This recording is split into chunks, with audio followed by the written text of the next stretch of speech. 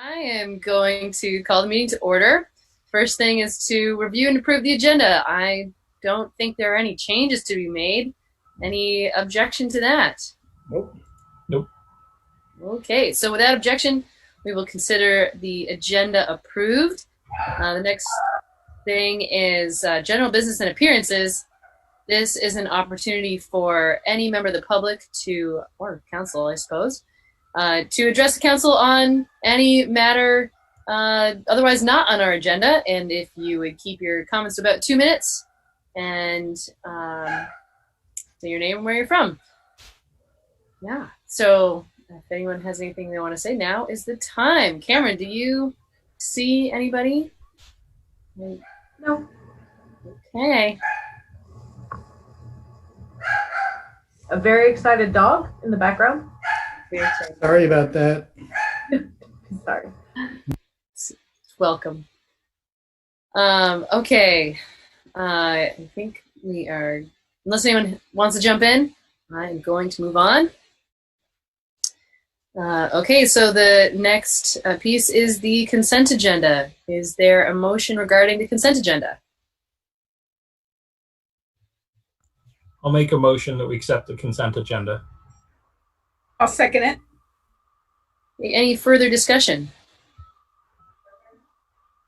I don't need to pull an item to delay, to not vote on it, but I'm wondering, Bill or Cameron, if either of you can tell us about the Park Mobile app, because that seems like kind of a big deal. Yeah, and we talked about that a little bit, I think, when we had our parking discussion. This is a strategy that we hope to be including perhaps within a month or so once we've signed this contract, so people will be able to pay for parking via a mobile app through their phone, so they won't need cash or a credit card on their person. There is a service charge attached to that. That's how Park Mobile makes its money. It doesn't cost the city.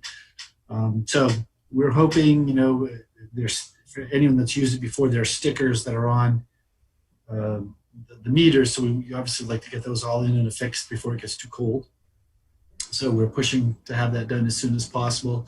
The other key factor with this is that, we've talked about the limited lifespan of our current meters and the need to upgrade them given that they're 2G meters and they're being phased out.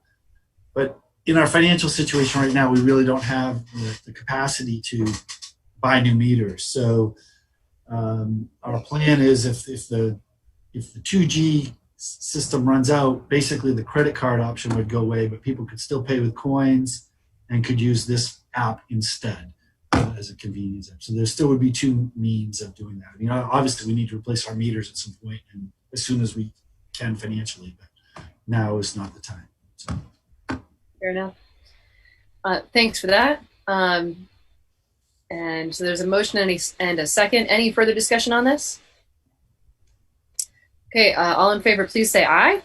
Aye. Aye. Aye. And opposed? Okay, so the consent agenda passes. And we are good to move on to the social and economic justice appointments. So for that committee, I think there are actually 7 positions either vacant or up for appointment. And I think we had 5 applicants. So I don't see any of them on here. I did get a message from Michael Sherman, which I forwarded to you all, saying that he was interested in continuing to serve, but would not likely make the meeting. I suppose if we I know we have a couple appointments to make, but perhaps we can just take them one at a time. Is there any discussion or motion regarding, yes, Jack, go ahead.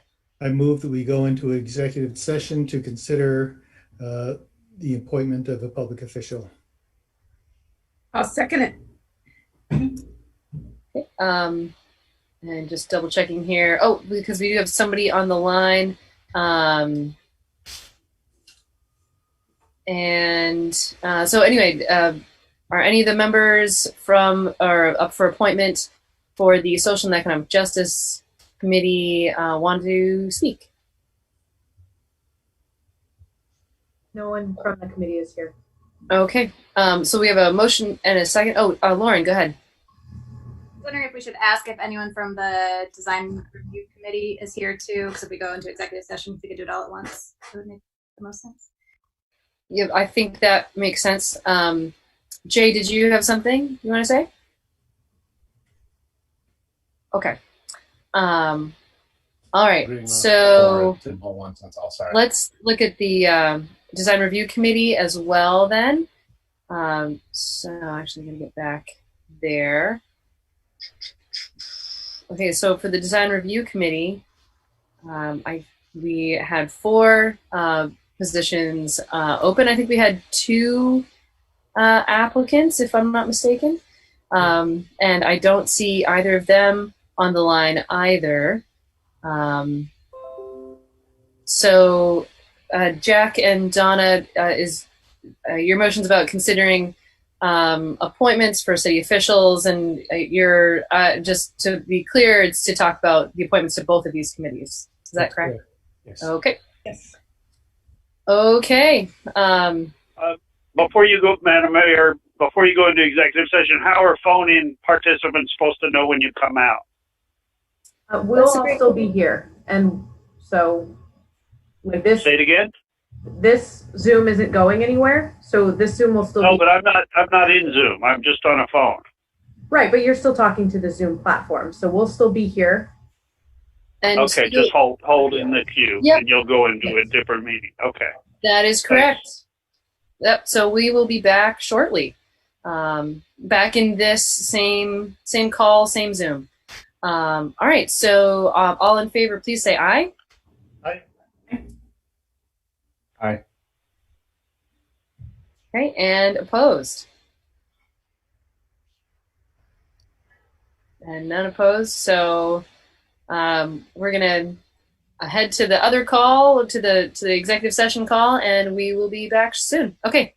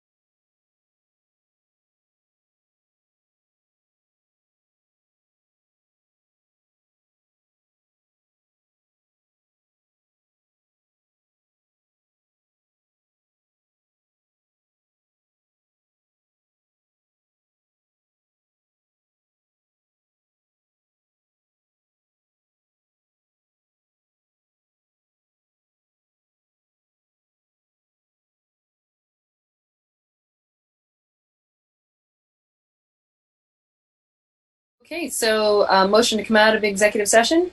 So moved. Second. All in favor, please say aye. Aye. And opposed? Okay, so we are back in regular session. Is there a motion? I Yeah, go ahead, move, Jack. I move that to the Social and Economic Justice Committee, we appoint Lalitha Mawaganam, Michael Sherman, Shana Casper, Julia Chapitz, and Janelle Perry. And to the Design Review Committee, we appoint Eric Gilbertson and Stephen Everett. Second. Okay, so motion and a second. Any further discussion? Okay, all in favor, please say aye. Aye. Aye. And opposed? Okay, well, thanks. Yes, Donna. I just want to make the comment that I really appreciate the way Cameron lined up all the applicants within the link agenda. It was very helpful. Thank you. Is she here? Cameron, did you get Yes, yes, she is. Yeah. Yes, and thank you to all the applicants. Thank you for your service, your time and your dedication. All right, so we are going to move on to the update from MEAC, and I think I saw, oh, there's Kate. Hello. Hello. I'm just going to turn it right over to you to give us an update. Okay, great. So for those of you who don't know me, my name's Kate Stevenson, and I am a member of the Montpelier Energy Advisory Committee. I recently stepped down as chair and handed it over to Amy Gamble, but wanted to do this update because basically what I'd like to present to you today is kind of an update on the municipal energy tracking work that we've been doing, and talk a little bit about some of our recent projects with the Energy Advisory Committee and kind of where we're going. So for those of you who are new to the council, you know, the Energy Advisory Committee is exactly that. It's our job is to just advise City Council on energy related issues for the city, but we also kind of have tended to do projects above and beyond that as well related to community outreach and education. But for today's overview that I want to give, we are just going to specifically talk about municipal energy use, which is defined basically as like the city-owned buildings, fleet, and operations. So, and we, for these purposes, are including the school district and the school buildings as well. So we got a few slides for you to just kind of show you a little bit what we've been working on. So let me just open this up. Everybody see the graph? Okay. Yeah. So great. Just to start out, we've now been tracking municipal energy use for 9 years and just finished.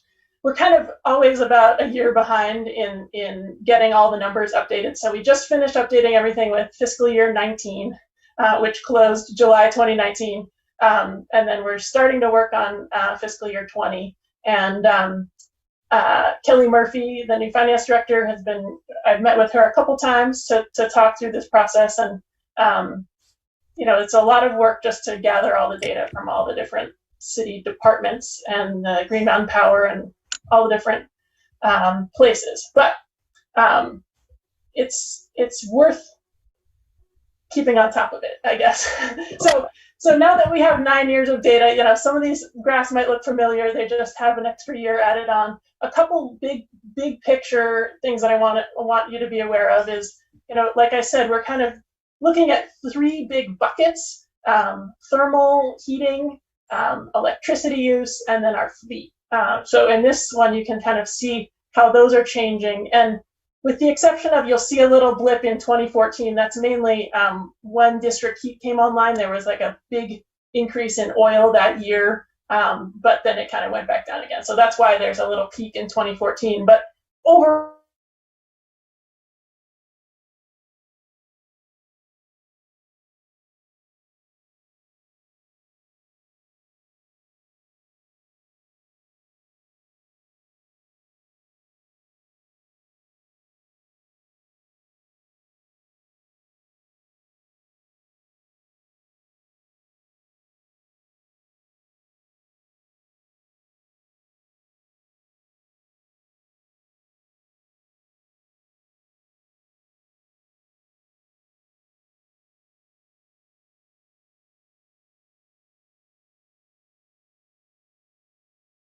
goal of net zero by 2030. But we still have a ways to go. And fuel use, because that's what our goal is about being 100% off of fossil fuels. So when we look at where we're using fossil fuels now and break it down into these, building particularly, we have some really good news, which I'm excited about when we look at this graph. So basically, you look at two of the big chunks, the district heat utility, which is when we burn heating oil to run the district heat in the summertime, and the water resource recovery facility. Those are two huge users of heating oil, and we have projects, basically completed or underway to eliminate a large percentage of the heating oil use in those two facilities. So when we look at this graph a couple years from now, we're going to see those two disappear. And the same with Union Elementary is actually on district heat, and they did buy a bunch of oil for their backup and burn some oil in FY19, but they're not planning on running on oil going forward. So that was also kind of a hopefully one-time thing where they went back to buying oil. But it really, the other thing, if you take those three chunks of the pie out, it really helps us focus down on where we need to look over the next 10 years to continue to reduce our fossil fuel use. So the places to really focus are going to be the high school, the middle school, the water plant, and then to a lesser extent, the DPW facilities at Dog River, and then the rec center, kind of a big unknown, I think, at this point, what happens with the rec center, but it is burning a bunch of oil right now. So anyway, I think, I'm really excited about about the fact that we've really made some great progress in reducing the fossil fuel use, and we're headed in the right direction here. So I want to tell you a little bit about the revolving loan fund, the Net Zero Revolving Loan Fund. This was established in 2016 by City Council. The city put in $20,000 from the reserve fund into this special fund, and it's to be used for energy efficiency projects on municipal buildings. So some of the recent projects, it took, we started this in 2016. It took us a while to complete some audits and get some projects lined up. So it was really 2019 and 2020 when we've started to actually get projects checked off of our to-do list. So that included insulating the district heat pipes to the fire station, replacing part of the controls on the snow melt system, which melts all the snow in front of the fire trucks outside on the sidewalk. We did a small project to replace storm windows in the DPW building.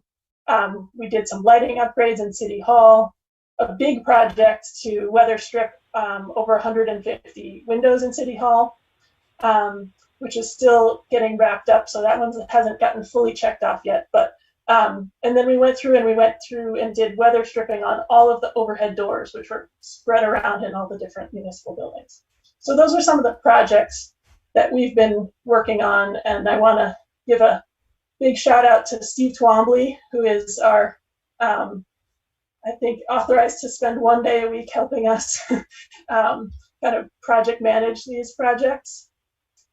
So he was really the one coordinating with all the subcontractors and moving these things forward. So if we kind of look at, well, what's the impact been of the revolving loan fund over the last few years?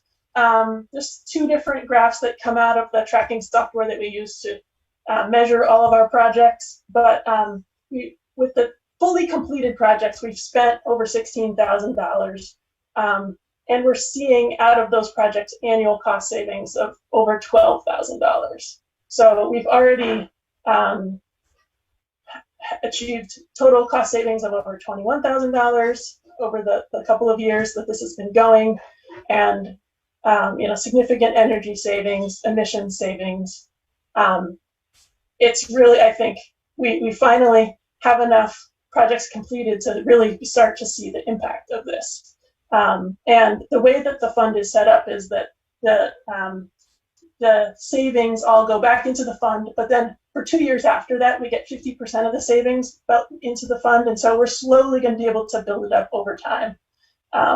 But right now, we don't have a lot of projects going because we're kind of waiting for savings to accrue back in, and trying to identify what the best next projects are going to be.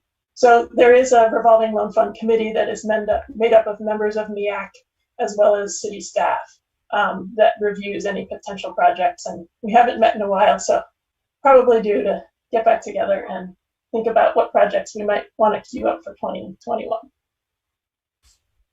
So this is a couple just snapshots of good news, because we can all use some more good news these days. So the big news with the district heat is that they were able to shut down the summer loop this year and not run the city hall boilers for domestic hot water in the summer. This is something we've been trying to work towards for years, and we're super excited that this happened. So there's still, I don't know what the full plan is of whether this is kind of a permanent change, whether it still needs to be turned on in the spring and fall for some shoulder season heating. But if it was shut down entirely, it would save about 15,000 gallons of oil every year. But in terms of kind of going forward, our committee would really encourage the city to do an analysis of the district heat system. It's been 5 years in operation now, so we have some data, or there is data out there about the costs and the energy use, but someone needs to collect it all and kind of do some analysis. So we would be happy to help out as a committee, but we don't have access to any of that data right now. But just think that is an important next step to be able to think about what this looks like going forward. Quick, note on the municipal solar. We are offsetting about 44% of our electricity use for the city and the school district combined with our solar array. We have 2 different arrays. One is down in Sharon, and then part of it is here in Montpelier off of Love Road. And there, in a lot of ways, we can sit back and just let it do its thing. But one of the interesting things about this year is that it's actually been a very sunny year. So our solar production is way up, and our electric use is way down because of COVID. A lot of the buildings that were shut down in the spring or just changes in use have meant that the demand for electricity has gone down over the last few months. So we've actually been, Kelly Murphy and I have been working with the Novus, which is the solar developer, to start to allocate our solar credits to more different meters. So basically we started out where we took all the solar credits and we were just throwing them at the wastewater treatment plant and the highest using buildings. But now that we have more credits, we need to kind of spread them out more. So that's in process. And the other thing I just want to flag is that at some point in the next couple of years, the city council will need to make a decision about, we have an option to buy out the solar array at year 7 in our contract. And I don't know exactly what year, I think we're in year 4. So we've got a couple years to figure this out, but hopefully MEAC can help and do some analysis of the cost benefit, whether that makes sense, whether we would want to continue with our power purchase agreement, or the other option would potentially be to bond to buy it out, and there could be potential savings with that, but we haven't done all of that yet. Another good news story is about the police station. And this is specifically about electric use. So at the end of, or kind of early 2019, the whole air conditioning system was replaced. So they took off the big chillers on the roof that were about 20 years old and put in air source heat pumps throughout the building. And they don't actually use them for heating because they're on district heat, but they use them for cooling in the summer. So you can see this is just a snapshot of the electric use. It went way up in the summer. You can see these kind of bumps up in the summer, and then we installed the heat pumps. Last summer there was, flat line. So 26% reduction in electric use from one year to the next, which I think we can attribute directly to the heat pumps. So that was a big project. NEAC didn't really have much to do with it, but we're glad that it happened. And the biggest project that is ongoing is the wastewater treatment plant.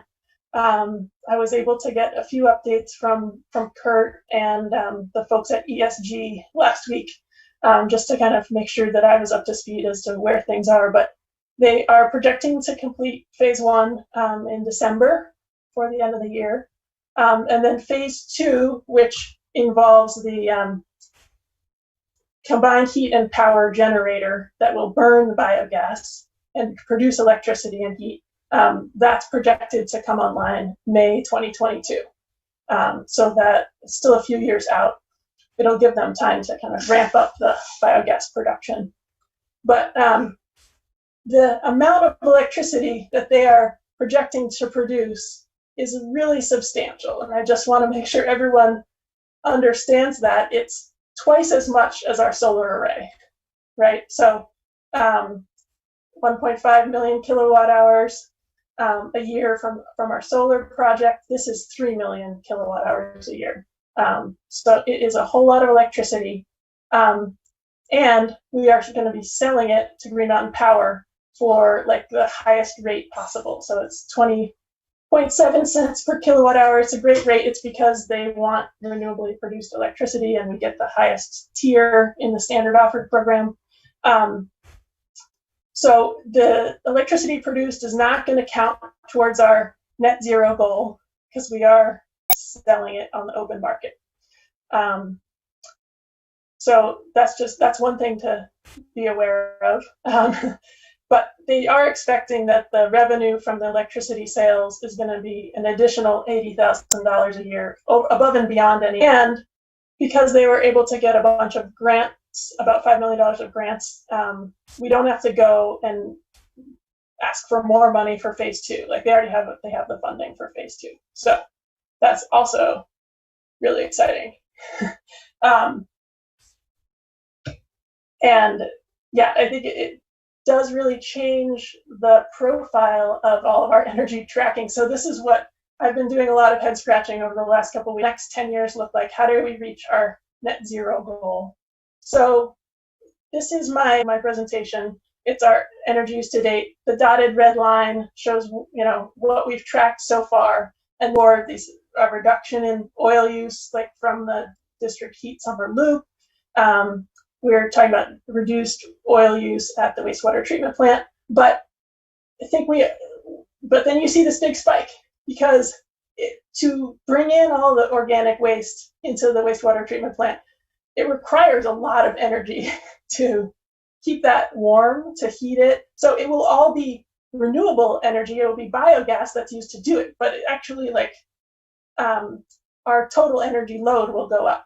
So it's kind of this, it's a little hard to wrap my head around, I know, because we're kind of taking what are currently externalities. There are things that are happening outside of the city of Montpelier, and we're bringing them in. We are treating that waste. We are harnessing that waste to produce energy. But by doing that, we are also increasing our energy use and increasing our emissions here within the city limits of Montpelier. So I think this is something I certainly want to work on more, and kind of trying to figure out how to dial in our projections, and we have less than 10 years now to reach our goal, and we don't have aside from all of the good news stories that I've told you, we don't have a plan yet for how we're going to reduce the rest of our, eliminate the rest of our fossil fuel use. A big chunk of that has to do with our vehicle fleet, and it has to do with fuel switching at those buildings that I mentioned that are still on fossil fuel. So, when this topic of the net zero 2030 plan originally went on the agenda, I think we were hoping that at that point, a year ago we had applied for a grant to hire a consultant to help us work through this plan. We didn't get the grant, and so we haven't made any progress on our 2030 plan. And so, I think kind of to wrap up, I think that's the question that's a little bit on the table. It may not be open for like a lot of discussion tonight, but it's to figure out how can the city continue to move this forward. There's only limited capacity within the volunteers on MEAC to take on what is a substantial project. So we need to kind of reevaluate how we can keep this moving forward. But I'm happy to take questions, and I'll stop the share and we can see if anybody has any questions. Yeah, go ahead, Bill. Actually, I just wanted to throw on 3 comments to Kate's before we open up questions. Number one, just to say to Kate and to everyone else that we've already reached out to Evergreen Energy, who was our original consultant on the district heat project, to do an analysis. So we're giving them some information so they can provide us a proposal. We'd love to have MEAC included in that because we're looking for all sorts of suggestions from them. So yes, we agree. It's time. And secondly, just when we're talking about the water resource recovery facility, I really do want to shout out to MEAC for their leadership on that, and also to Clerk Monica in particular for really going above and beyond as a city employee to get the grants and the loans and to help work on getting the pricing from Green Mountain Power. All great job, but certainly MEAC. And then finally on net zero, I appreciated Kate bringing that up. I just would remind the council and MEAC that because we didn't get the grant last year, we do have $35,000 in the present budget. I mean, we don't have any money, period, but assuming we have some money, we have $35,000, so we could, initiate that project for whatever that will buy, and maybe it's a 2-year project. So we look forward to whatever you think, Kate, that the group can do with that, but because the council did fund it this year. So those are my 3 areas of comment, and then Other questions or comments for Kate? Yeah, go ahead, Donna. As always, Kate, you present wonderful statistics, data, graphs, all readable, understandable. Really, really helps me. Thank you. I really appreciate it. And all your committee members too, all your work that you do steadily is very much appreciated. Thank you. Thanks. Jay. Yes, I'll agree with that. Thank you very much, Kate. And sorry if this is something of an uninformed question, but I'm trying to help me understand the relationship that the city has with the school district, because obviously the high school and the middle school are, 2 big pieces of the pie. So are we working together with them? I understand that, in terms of ownership and et cetera, but management, I just want to have a better understanding of how that's all happening. Thanks. Yeah, that's a great question, Jay, because I would say historically there hasn't been a lot of communication between MEAC and the school district. We have one member, Ken Jones, who is a longtime school board member. So he has kind of been our liaison of sorts between the school board and our committee. And so last year, I think it was last year, maybe it was longer than a year ago, when they brought on a new facilities director, we went and met with him. And then Ken and I actually went and made a presentation to the school board, I guess last summer. It's hard to remember, but to try and reach out. And I think one of the initial things that we were asking for is basically to ask the school district to adopt the same net zero 2030 goal that the city has adopted. As far as I know, no action has been taken on that, but that would be one small step, I think, to start to collaborate with the school district. And I do think that there is opportunity for, we can really lean on Efficiency Vermont and their services for retro commissioning all the schools. which is basically kind of like an engineer's deep dive into the heating and ventilation systems to make sure that they're operating properly. So that is kind of what was our recommendation to the school's facilities director, and I haven't heard whether any action has been taken on that as kind of a next step.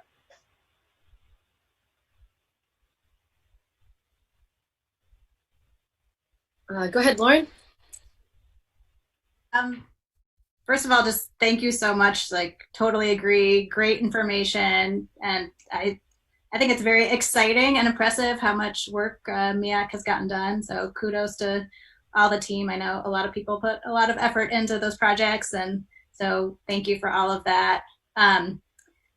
Definitely want to follow up on the net zero planning, and maybe this is something, I know MEAC is doing some kind of planning meetings over the next month or so. So thinking about, if we have less resources than we thought, does it make sense to do a deep dive into one of the sectors or some other approach? So definitely want to close the loop on that and figure out how we move forward and get some, have that plan in place, knowing, as you said, that the clock is ticking to really get to the 2030 goals and things that I'm sure will take time to put in place. So looking forward to that, and hope we can keep this on our agenda in the coming weeks. And the only other thing wanted to mention was the, well, one thing you brought up, the school and the ventilation. I know that the school kind of tied in with the COVID stuff. The facilities director, at least at Union Elementary, has been working with Efficiency Vermont on a big ventilation project. So I don't know if they might have had different goals than what you described, but I know that there has been work and they've been getting grants and some other things. So there might be some progress there to check in on. Other thing, wanted to note, today the Vermont House passed the Global Warming Solutions Act, resoundingly, 102 to 45. So there's still, the governor's process and what happens after that.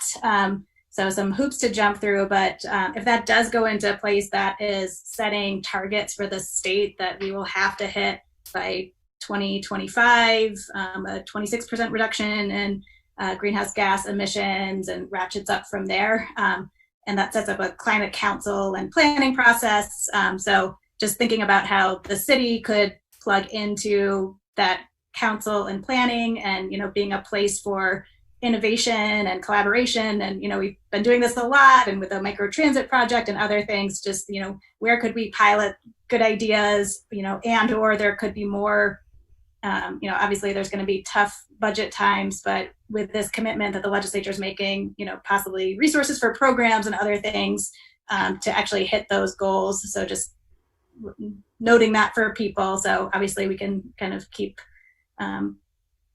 that in mind and be participating in that as a city, I hope, to make the most of it and figure out where we could be kind of a place we could model things and put into practice to help meet our own net zero goals. That's all. Thanks. Any other comments or questions? I have a comment, Mayor. Go ahead there, Stephen. I just, in the sense that the revolving loan fund might have available funds. I know that later in the agenda, the discussion of moving back into city council chambers, I think some heat recovery ventilation for that council room will exhaust the potentially contaminated air and recover the heat as it brings in fresh air. It may be a timely project for use. It is an energy efficiency model, so I just suggest that. And if you could find a way to capture revenue off the sewer gas coming out of state and Maine, that would be valuable too. Great, thank you. Interesting projects to consider. Any other comments from our council or the public? Kate, I am so grateful for you and your work with the committee. I am just curious as to, I know you've put in a lot of time, and Kelly has put in a lot of time into putting these numbers together. And so I guess I'm curious as to, like, you know, how doable is putting these numbers together. You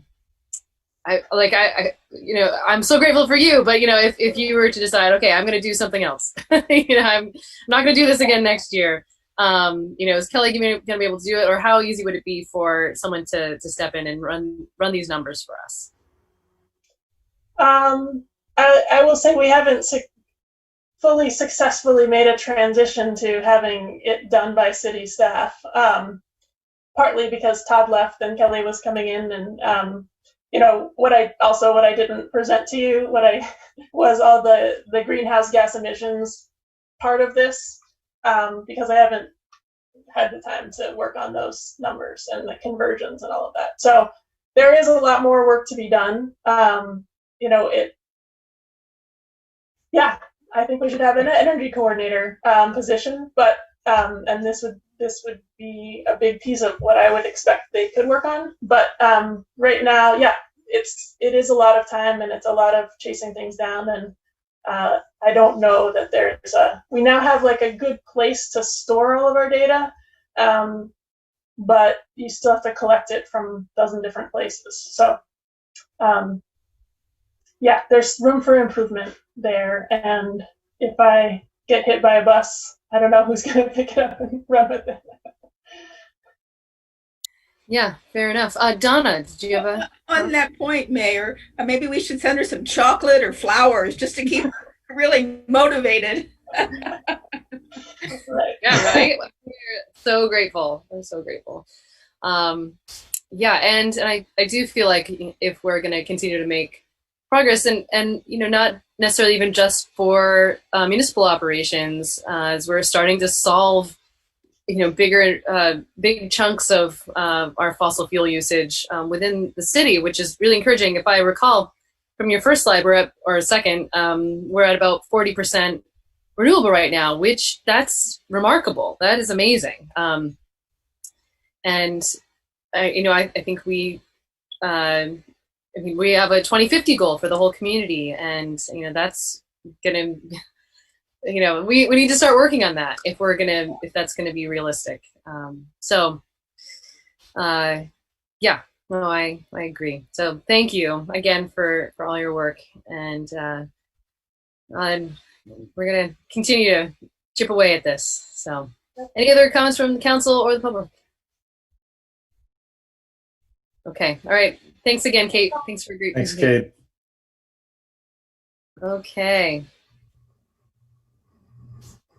All right. So next up is the personnel plan. This has been on the council's radar anyway for a couple of years now, I think, or maybe just a year, ballpark. But anyway, I'm going to turn this over to Bill to talk about. Thank you. And I believe Tanya Chambers, our HR manager, is on the call as well. This is really just an update of an overhaul of the personnel policy, personnel plan, as we call it.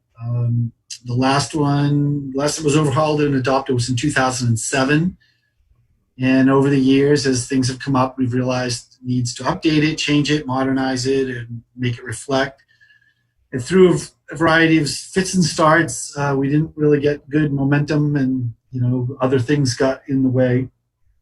But I think a year or so ago, we engaged a really active group of city employees from all departments, non-union. This is primarily for non-union employees.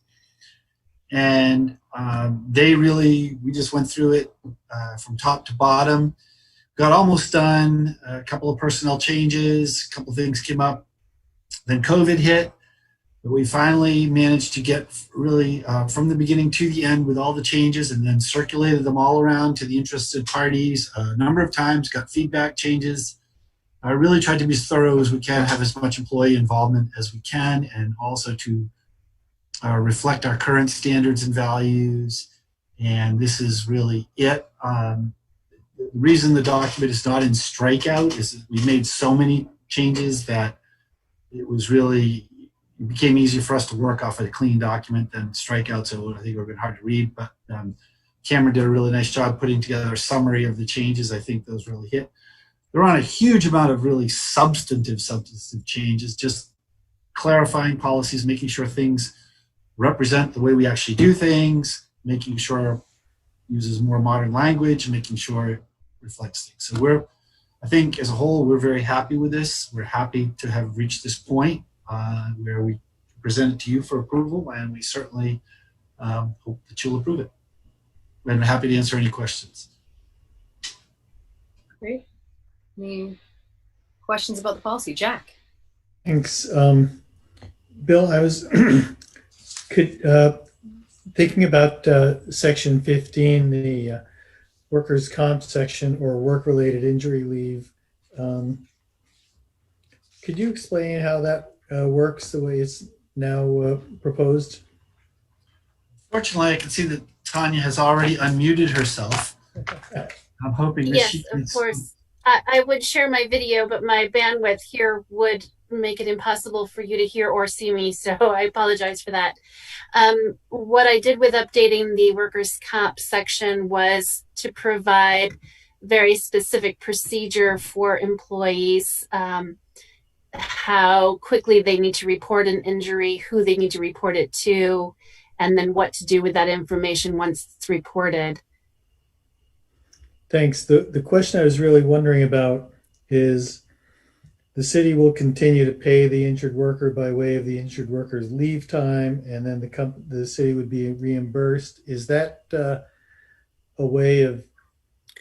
Yeah, so for clarity, delays? Yeah, for clarity, that is what we already do. And I think the way it read before was that we would pay the difference of the workers' comp benefit and their average weekly wage. But we do that really for clarity by using their sick leave, and we continue to pay them on a biweekly basis of 80 hours using their sick leave. And when their workers' comp check comes in, they sign it over to us and we reimburse their sick leave back at 60%. So it's doing the same thing by giving them 100% of their regular pay, but it was clarity on how we do it, which is the way we've always done it. Just didn't exactly reflect the way we do it based on the way it read. Okay, thanks. Mm-hmm. Thank you, Tanya. Other questions? Connor, and then Dan, and then Donna. I just want to say, I know I've been a thorn on this one, but just want to thank Bill and Tanya and everybody who worked on it. I think, if you don't have a union contract, this is an extremely compassionate personnel plan here, just explicitly spelling out just cause protection, things like that, or things other public workers don't have in other places. I wondered if we could talk a little bit more. The one piece I feel a little uncomfortable about that was added was the credit check piece for certain employees. I know that is a way that you can look to see if there's a history of embezzlement or something, but there have been movements against having credit checks for new hires. Bad credit can be a sign of previous unemployment. It can be medical debt. Usually you have children. It disproportionately impacts people of color. So yeah, I think I'd like to just hear a little bit more about that. I could maybe see very specific positions, finance director or something. But I don't think it is read broader than that or interpreted as broader than that. So I'd like the language really tight on it or so. Tanya, did you Yeah, want to that's go? very fair. I think we only do that for finance positions. So I think it's fair to tighten that up and identify that. Thank you. Yeah, no, it's definitely not something that's broadly done, except for people that are going to be directly working with money and managing, that is a potential fraud risk. And I think we just put it in because we do it. We didn't want to exclude it and then have someone say, you never said you could do it. I think I certainly want to, issue if you wanted to approve this with the condition that we amend it to include financial positions only. That's all we do. How does that that would be okay, Connor? Okay, that's good to know. I was thinking okay, do we need to hammer out language? But if it's just with a condition that it can, applies to financial positions. That makes sense to me. Dan, go ahead. Sure. But when you say finance positions, you don't just simply mean the finance department. It would be any department that handled money. Oh, okay. Or any position, right? Bill? Yeah, I mean, more specifically, it would be the finance director, the staff accountant, the senior staff accountant, somebody who's probably the clerk or the treasurer, rather, if we were to hire a new treasurer. So it would be for the positions that specifically handle money. I had a question about the social media review, just because I didn't see any details as to how that social media, and it's in the same section about hiring. One, what kind of social media review is being proposed or is being practiced right now? And two is, what kind of standard are you looking for in using that type of review in the hiring process? I'm wondering if Cameron, if you could answer that better than I could. Yeah, I can jump in though. I think, again, it depends on the position, right? So for some, there'd be almost none or virtually none. For positions that are going to represent, say a department head position or, city manager's office or something like that, we will look at whatever public social media, Google, and quite frankly, my thought on that is the rest of the public has access to that, the press and everybody else. I want to be able to see what's there before anybody else does, to understand if there's anything I should ask about or be concerned about, or if this is just not a person who represents themselves in a way that, would work well with the city. So it's part of, unfortunately, it's just part of the public profile is, it's a kind of a way of checking references. But we don't do that with, say, I shouldn't say this absolutely, but I don't believe we do this with DPW employees or, those kind of things. It's really positions that are going to be in the public eye. Okay, but go ahead, Cameron. Sorry, I was just going to add another layer of discussion about that, is that we do have, an internal social media policy that this sort of aligns with, just saying in there that, you can't be saying things online that are like spamming or like something that could be constituted as threats or hate speech. Those are things that we'd be looking for just in general, things that don't align with our city values that we've established internally as staff.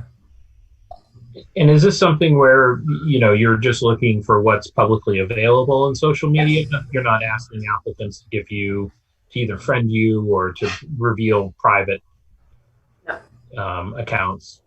Okay. No, we are aware that you can't legally do that. Yeah, that's where I wanted to make sure we. Yeah. Okay. All right. Yeah, and obviously that all comes with the difference, Cameron, between somebody who's doing something that might be considered against our social media policy, sort of hate speech, versus just simply expressing political opinions that might not be popular, with others. And so you're really looking for that kind of that more extreme, where somebody really has an issue that would create an issue for the city once they became a representative of the city. That's fair enough. Okay, thanks. And again, it's something we've been doing, and we felt it was important to write it down so that it was there, people there for all to see. Donna and then Connor. Okay, thank you. I was interested also in the social media presence, and you answered that question. But back to the policy, I didn't see a policy statement here. Did I miss it? Is it in the personnel, or is it a separate policy that Cameron referred? The social media policy is a separate document. I apologize that you didn't get it, and we'll make sure that we get a copy out. I do want to mention too that we did have an attorney review the social media policy for legality. So we were very careful with our language. It'd be helpful to know, and I appreciate you having it. I think it's important that we do it, but you want to, do it right. So other questions. Yeah, absolutely. Yeah, just small things like you talk about professional development. Do employees come back? Do they do a report? Do they share with other people what they learn? So there's sort of a ripple effect of their training. So all of the above. It depends on the training, right? So some we send people so they can come back and then specifically train other people. Others, they provide a report of what they've done. Others, it's so that they could go back and be better at specifically what they're doing. It might be something more specific. So, when someone goes to training, we try to identify what the outcome, what the goal is. So it's case by case. Right. Really depends on what the skill is, right? So say, I'm going to simplify this, but we've done this in the past. Say we've had people that just weren't good writers, and it was important to be able to write, so we'd send them to a writing class. Well, you don't really expect them necessarily to make everyone else a good writer. The idea was to improve their writing for their job performance. Yeah. Well, and then I guess you'd incorporate it to encourage them that indeed you see results, right? I mean, you have to use it as well as they have to use it. Great. A question about the accumulated. Somewhat is the term for both your sick time and your vacation time. Vacation time is capped at 35 days per year. So that means I can't earn any more than that, or I can't accrue any more of that by not using it. You can't earn any more than that in a year, but you can accrue, and there's a cap on the accrual. It's based on the years of service. Right. The cap on the accrual is based on years of service. But for somebody who is a city employee for 14 years or more, are capped at 320 vacation hours. Right. Now, but when they, let's say, I mean, one of the things that happened is some of our employees didn't use their vacation time and they accrued a lot. So I was also looking at just what was the max of the accrual. And I didn't see it in here, but maybe it's separate. I can get that from Bill, if that's true. I believe it is in there. Okay, so you have to use it or you lose it kind of situation. Up to a certain, beyond the max. Right, up to the max. You can accrue and roll every year up to the maximum based on your years of service. Oh, okay. So I could end the year with all 35 days saved? Oh, and then some. Yes. And then the next year, I couldn't have more than 35 days left. Is that right? So with the maximum of 35 days is the maximum amount of hours per month that you accrue based on years of service. So somebody who just starts earns 8 hours a month. And then after 7 years, sorry. No, I really, you explained that earlier. I really did understand your point about the difference on what they accrue dealing with how many years they're there. But no matter what they accrue on a monthly basis, at some point, usually there's a cap where you can't carry over into the next year. And I just didn't see it mentioned in here, that's all. So you can have a total cap of the amount. So Tanya mentioned 320 hours, that's 40 days of vacation cap. So that's what you can have. So if you use over that, you lose it. So you can either carry it forward to next year, but you can't get more than that. So if you keep adding more, but that's the amount that the city's on the hook for if you leave and we have to pay out. Right. And likewise, there's 960 hours for sick time. So that's also capped. That's correct. That's capped, but we also don't pay that out, and that's right. They can't take it with them. Right. Okay. And one other question. I was glad to see giving some money to the parks and recreation, but I was wondering how you calculated $225. Because that's what the union contract provides for those types of benefits. And they similar kind of labor work. And so it was just an inequity that we're providing those kind of. I was thinking one pair of shoes, one pair of pants, and one shirt. That's it. Well, that's essentially what it is. But it was just, they're doing comparable work. They're getting dirty. They're, steel-toed shoes or whatever. And no, I thought it was very small. I was glad to see they were getting something. So. Thank you for getting it done. Thank you. Connor and then Jack and then Lauren. Yeah, just one thing that was a little unclear when I was reading it. It's we're not considering all city employees covered under the Hatch Act, right? Only ones whose positions are fully or partially funded by federal dollars, right? Well, so I the didn't quite city, hear your question. it's about the Hatch Act.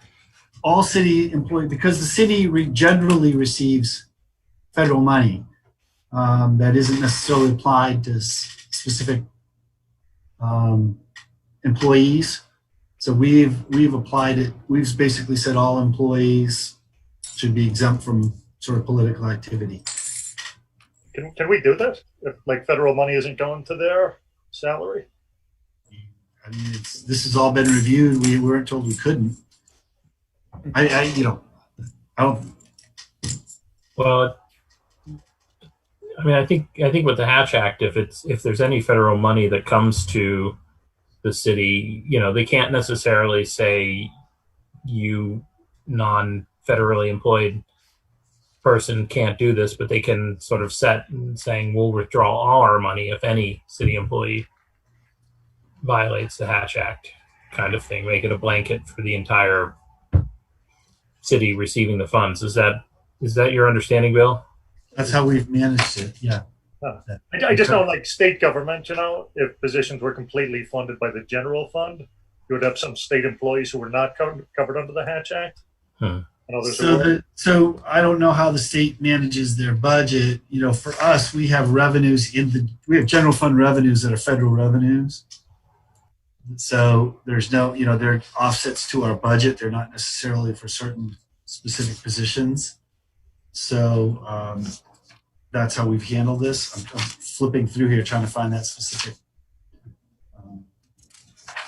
provision, but that's generally how we've handled it. We've never really had a problem with it. Okay, and it probably wouldn't come up, Jack and then Lauren.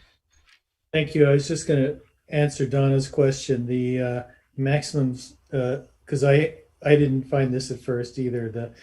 The salary or vacation time accrual is on page 12 under subhead A there, and it lays out the maximum, which goes up with increasing tenure,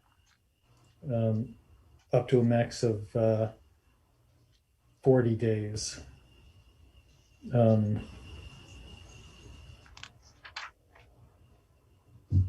So it is there. You're welcome. No. Yeah, I saw that accrual. Okay. No, thank you. Okay, Lauren. Yeah, thanks. Overall, I think it looks great, and it's great to have it. I know it's been on the plate for a long time, so great to see. One thing I just wanted to note was with the creative discourse, the social and economic justice, process that's going on. One thing that did come up was that often looking at hiring practices, personnel policies, and things are something that I would imagine I wouldn't be surprised if they wanted to look at that and see if there's any, the way Connor flagged the credit scores can be an equity issue or other things. So nothing, that's jumping out to me, and some of it might be the way things are implemented less than the personnel policy itself. But just noting that, if that group comes up with anything, obviously we can come back to the council with any suggestions or recommendations in the future. But I know that that's, often a place that those processes will want to look at how we're hiring and treating employees in equitable ways. So just noting that. Was curious with this new kind of remote world we're in. I saw that there's still a mention of remote work for weather, but no other. Is the city thinking at all about like allowing any employees to do remote work for positions where that would be feasible for some portion of their time? Or is that not really? Yes, we are. And, that probably could be addressed just even in the time since we've started this. We certainly have done it this year successfully in some cases and less successfully in others. So I think the assignment of, if a person can work remotely, they're still subject to these rules and regulations. I think we were just offering, in that particular case, it was sort of, if there's a snow day and you can't come in, you have this option, but it doesn't, in my mind, preclude that option any other time. And I would suspect now that we're all more savvy at using this technology, that on snow days and other days, people that would have otherwise just said, hey, I can't come in, may find themselves either working half a day or whatever, taking, same thing with like sick kids or something, before it was just, I'm out. And now, if they're sleeping, I can do a couple hours of work. So, we intend to be as flexible as we can with that. I think the other thing, to just your earlier point, one of the things we looked at when we went through was certainly looking for anything that might be biased, but we would welcome any additional view on that. We also tried to change all our language to more restorative language as opposed to real disciplinary language. But these are long-standing practices that have history, so we're trying to evolve that. So we would certainly welcome any feedback, whether some of them may be actual amendments to the policy, which we can do anytime. I mean, the council can anytime, and we can recommend them anytime. And the others may just be under, it talks about like hiring, for example, just as the manager could set a hiring practice. And I could see, with a couple of our hires this year, we cast our net wider than we had before. We reached out to, some minority publications and, different types of platforms to try to see if we can get different types of applicants. So, yes, we would love that feedback. Thanks. Only other thing, just noting, and I don't think, no change I'm proposing tonight, but just like family leave. I wish the state had passed a much more generous program than we have. I would love the city to be doing more, not, bringing that up tonight. I know that would be a big policy discussion, but just, for all of us in our state and country, I wish we had much more generous family leave. And so ongoing conversation that we can have. We agree. Although interestingly enough, it was actually quite a robust conversation amongst our staff, and surprised at how many people, women, were not supportive of that. They were like, nope, this is good. This is what, we're fine. I was a little bit surprised by it. So what we have is what the group came up with. Okay, any other comments or questions? Okay, is there a motion regarding this revision to the personnel policy? And I think there was perhaps some conditions there. So Jack, go ahead. I move that we adopt the personnel policy subject to the discussion and recommendation made earlier about credit checks. I'll second. Okay, there's a motion in the second. Any further discussion? I just want to thank Tanya. She worked really hard on this, not only in the committee, but sifting through all the things. And she's not someone who gets a lot of airtime here at the council meeting, but she's really one of our internal unsung heroes. So I'm glad you get to see the advantage of the product of her work. Cameron jumped in a lot. Sue Allen did a lot on this before she left. But really, this all fell at the end on Tanya, and so thank her for her work. Yeah, this is great. Yes, thank you, Tanya, and all the folks who worked on it. All right, any further comments? Donna. Well, I also want to thank Tanya and apologize that underneath the table of content, there is a list of all those policies, but on my computer, I just screened right by it, but you list all of them. So thank you. That's very helpful to know. And I wanted No need to apologize at all. I wanted to send Tanya a chat, but it's disallowed. So is there a reason, Cameron, why we can't have a chat key? I keep chat features off because if we had a huge group, it'd be hard to monitor, but also okay. All of those are public record, and not to say that it's not fine to have a public record. It's just an additional public record. So. Okay, that's all right. I just had to interrupt to thank her. That's okay. Thank you. Thank you. Okay, any further discussion? Okay, all in favor, please say aye. Aye. Aye. And opposed? Okay, well, thanks again for all your work on this, and it's been a long process to get here, and I'm so grateful. Thank you for supporting us. Yeah. All right. So I think we're up to the winter parking option discussion. By the way, I'm sort of aiming to take a break at 8:30 or so, but we are making good time so far, which is great. So for this, am I turning it over to, it looks like perhaps Zach and Donna are on the same line there? Or am I turning it over to Bill? Either way. You can turn it over to me, but it's going to go straight to Zach. And I don't know if Donna's there too. And it looks like probably Tom's in on this too. So awesome. So DPW, I will say, just to introduce, that you may recall last winter we had some discussions about amending the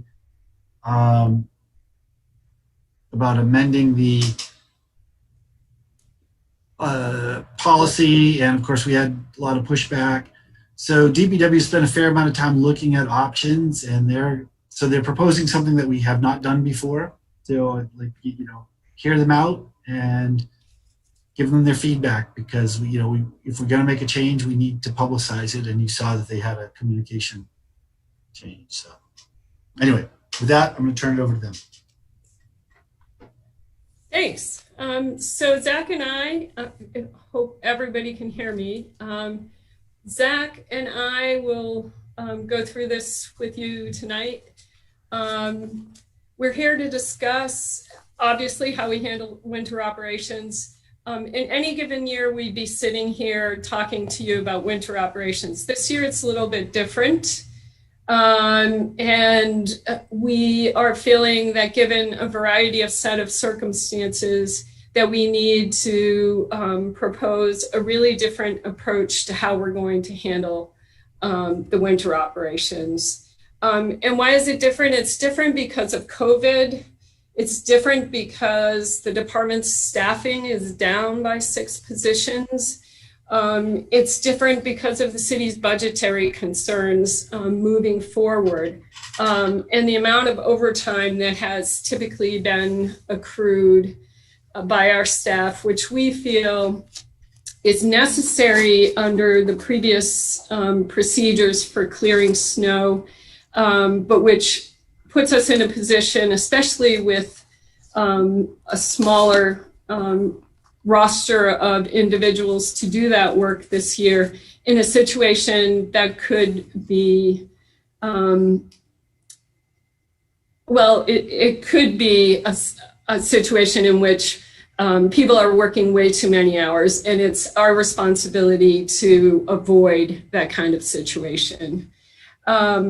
So winter months, it's an all hands on deck situation. There's never a snow event in which we can mobilize our team and have people who are at home resting.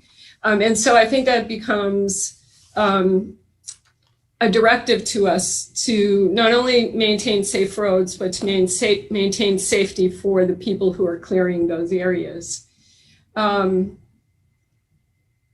So as a result, we've come to the conclusion that we really need to modify the status quo that's existed. And we looked at a variety of different ways to go about that.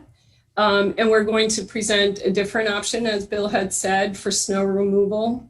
It's identified in your packet as option B, alternating side parking ban. Some of you, having taken a look at this, may recognize this or may feel as if you've seen this or had exposure to it, because it's a process that's successfully used in Burlington. And while around the Northeast, there aren't a sizable number of communities who uses it, there are other communities who use it. We think it's a pretty easy system for people to understand and to comply with once they get accustomed to it. And that is different from what's happened in the past. So in its simplest form, residents simply park the side of the street with even numbers on one day and odd numbers on another day. And there becomes a schedule of maybe Monday, Wednesday, Friday, it's even numbers, Tuesday, Thursday, Saturday, and Sunday, it's odd numbers, whatever it is, we set that up. And that stays in effect for the entire winter. So while there may be initially some confusion about which day is which, we'll have deployed adequate signage and we'll be reinforcing that pattern of behavior for the entire season. I think it's easy to remember. Cars will be required to move or park during a standardized time. This will allow us not only to clear snow from the space that cars are driving in, but it allows us to get close to the accumulated snow banks, which often cause us to be required to close streets for a particular night so that we can call in additional equipment and we can clear those snow banks. We will be regularly in a position where we can keep that additional work to a minimum, no matter what level of snowfall we experience. I think that will be appreciated not only by our department, but it's a much better safety standard for residents, because when the snow starts to fall into the street and snowbanks get high, there are pedestrian issues as well as parking issues for all of our residents and visitors. I think that the practice of shifting streets, I know that we've decided that the practice of shifting parking from one side of the street to the other will just create a very easy to understand system that is effective not only for us. It diminishes potentially overtime accumulation and results in clearer streets in general. I think that the downsides of this that we have to address, and we've brainstormed and will seek additional input on, are how do we message this kind of change? What level of communication do we need? Do we have a period of time where we're adjusting to that and we're going to accommodate some unusual situations? There are some concerns by police that the timing that we'll need to have for this is slightly off what they would prefer, but we did meet with them. We talked it through. They're willing to cooperate with us if the council is willing to move forward with this kind of recommendation. So Zach has been our guru on this, and he's investigated it. He's worked it through. We've worked collectively with Deputy Director Kurt Modica on this as well. And so I'm going to turn this over to him to give much more specific details, and then we'll open it up for questions. All right. So first of all, as Donna mentioned, this year we're in very different times than we've been in previous years. Staffing is a very big concern. So we've really had to rethink about how we are going to approach this winter. It has been a problem dealing with the winter ban and actually being able to clear the streets. So we have tried to really wrap our head around a proposal that we feel that would work for our operational needs. So to begin, I'm just going to go over some highlight points of what we are proposing.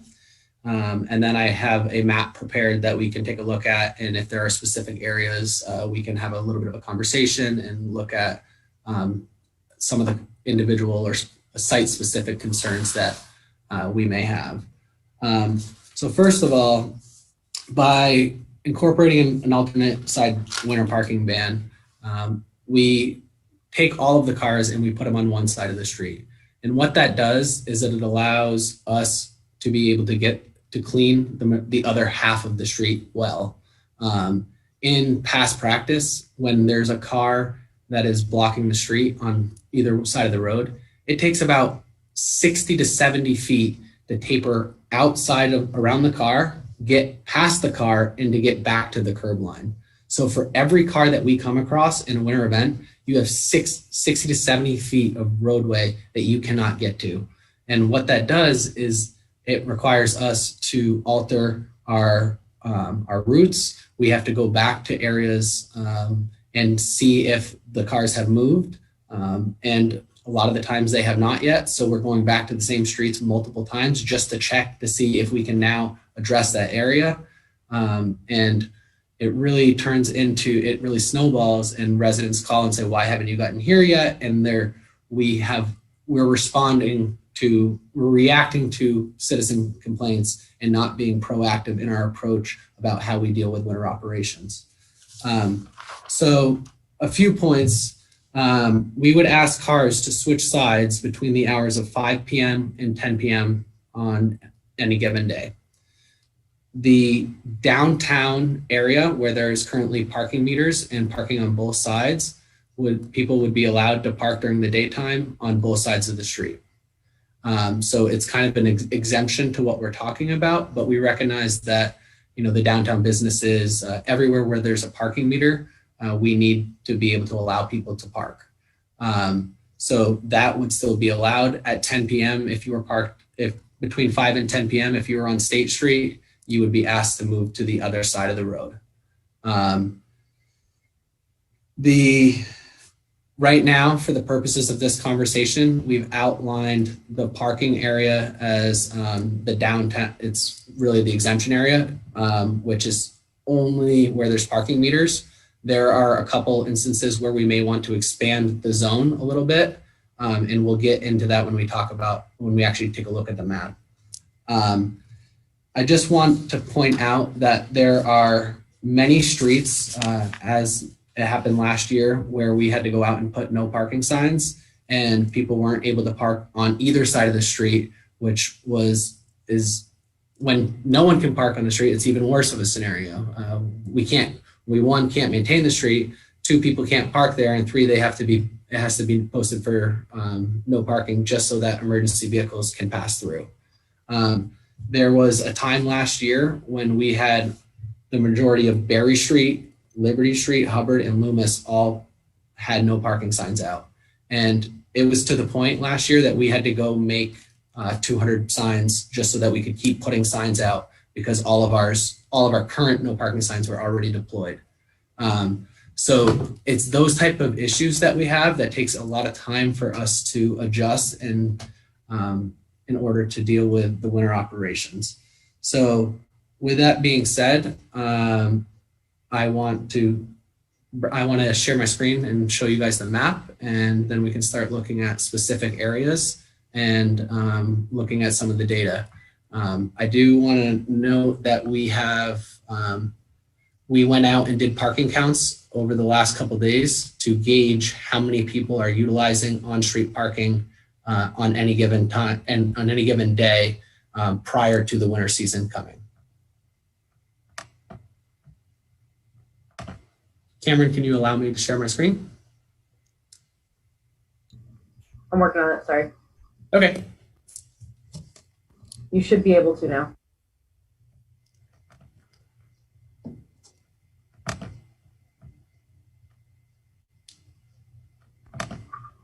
You should be good. Just use the green square. There you go. Yeah, it's just taking a second. Can everyone see my screen? Yep. So I do want to acknowledge that there are a lot of areas and streets that have ordinances that need to be revised, that there are a lot of kind of conflicting language within our ordinance. We have started to go through each individual line, street by street, and trying to develop consistency within the ordinance. I find that the ordinance as it reads right now is very hard for the general public to follow. If you lived on any street, there's streets listed 2, 3, 4 times in the ordinance. So what we did is the blue indicates it is odd side parking. So on an odd calendar day, you park on the odd side of the street, and the green indicates even calendar day, even side of the street. So today is the 9th. If this was in December, we would be parking on the odd side of the street, which is indicated in blue. What we went and did is we looked at the parking need. So when we evaluated over a period of 3 separate counts, we logged 42 cars along Berry Street. Now, when we take a look at available parking, whether it's one side or the other, if you take, if you add up all of the blue section, you have more than 42 spaces. If you add up all the green section, you have more than 42 as well. So we've gone through and looked at the majority of streets and tried to find where this wouldn't work. And we're really not finding a lot of areas that this type of approach would not work for us. I do want to say that there are other streets that would, by allowing alternative parking, we'd probably free up additional spaces that wouldn't typically be used at points in time. There are streets on our no overnight list that people cannot use or shouldn't be using per ordinance, and we feel that by alternating, we can actually provide more available spaces on any given day. So with that being said, I will show you this brown or light brown color here that you see is the outline of the parking meter zone. So everywhere where the city has parking meters, that zone, which, well, I guess the easiest thing to call it is a parking meter zone, is outlined in the brown.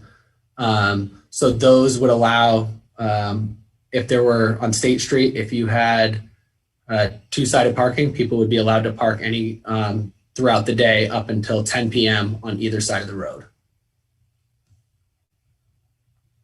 If I can interrupt there, so at 10 p.m., then they would be required to move to the correct corresponding calendar day side of the street. Is that correct? Yes, and then so the question that we've always had to deal with is when parking overnight, how do you craft that? And the way that we have wrapped our head around it right now is that you park on the same side as the same calendar day, unless you plan to be parking overnight, and then you need to park on the opposite side of the street.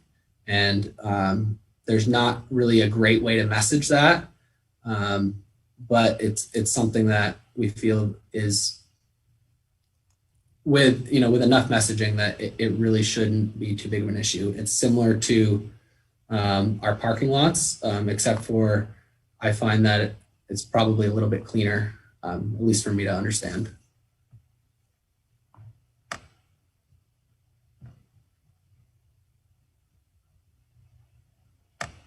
Are there other types of questions? Are there things that people would like to discuss? One area that I had anticipated we would need to talk about is school and Loomis, especially with the high use of people that utilize School Street and then the portion of Loomis for drop off to UES. We would be open to extending this brown metered zone down School Street and on Loomis up to Liberty, which would not impact the newly approved plans that allowed for additional parking on Loomis for a few residents with the school changes that we have.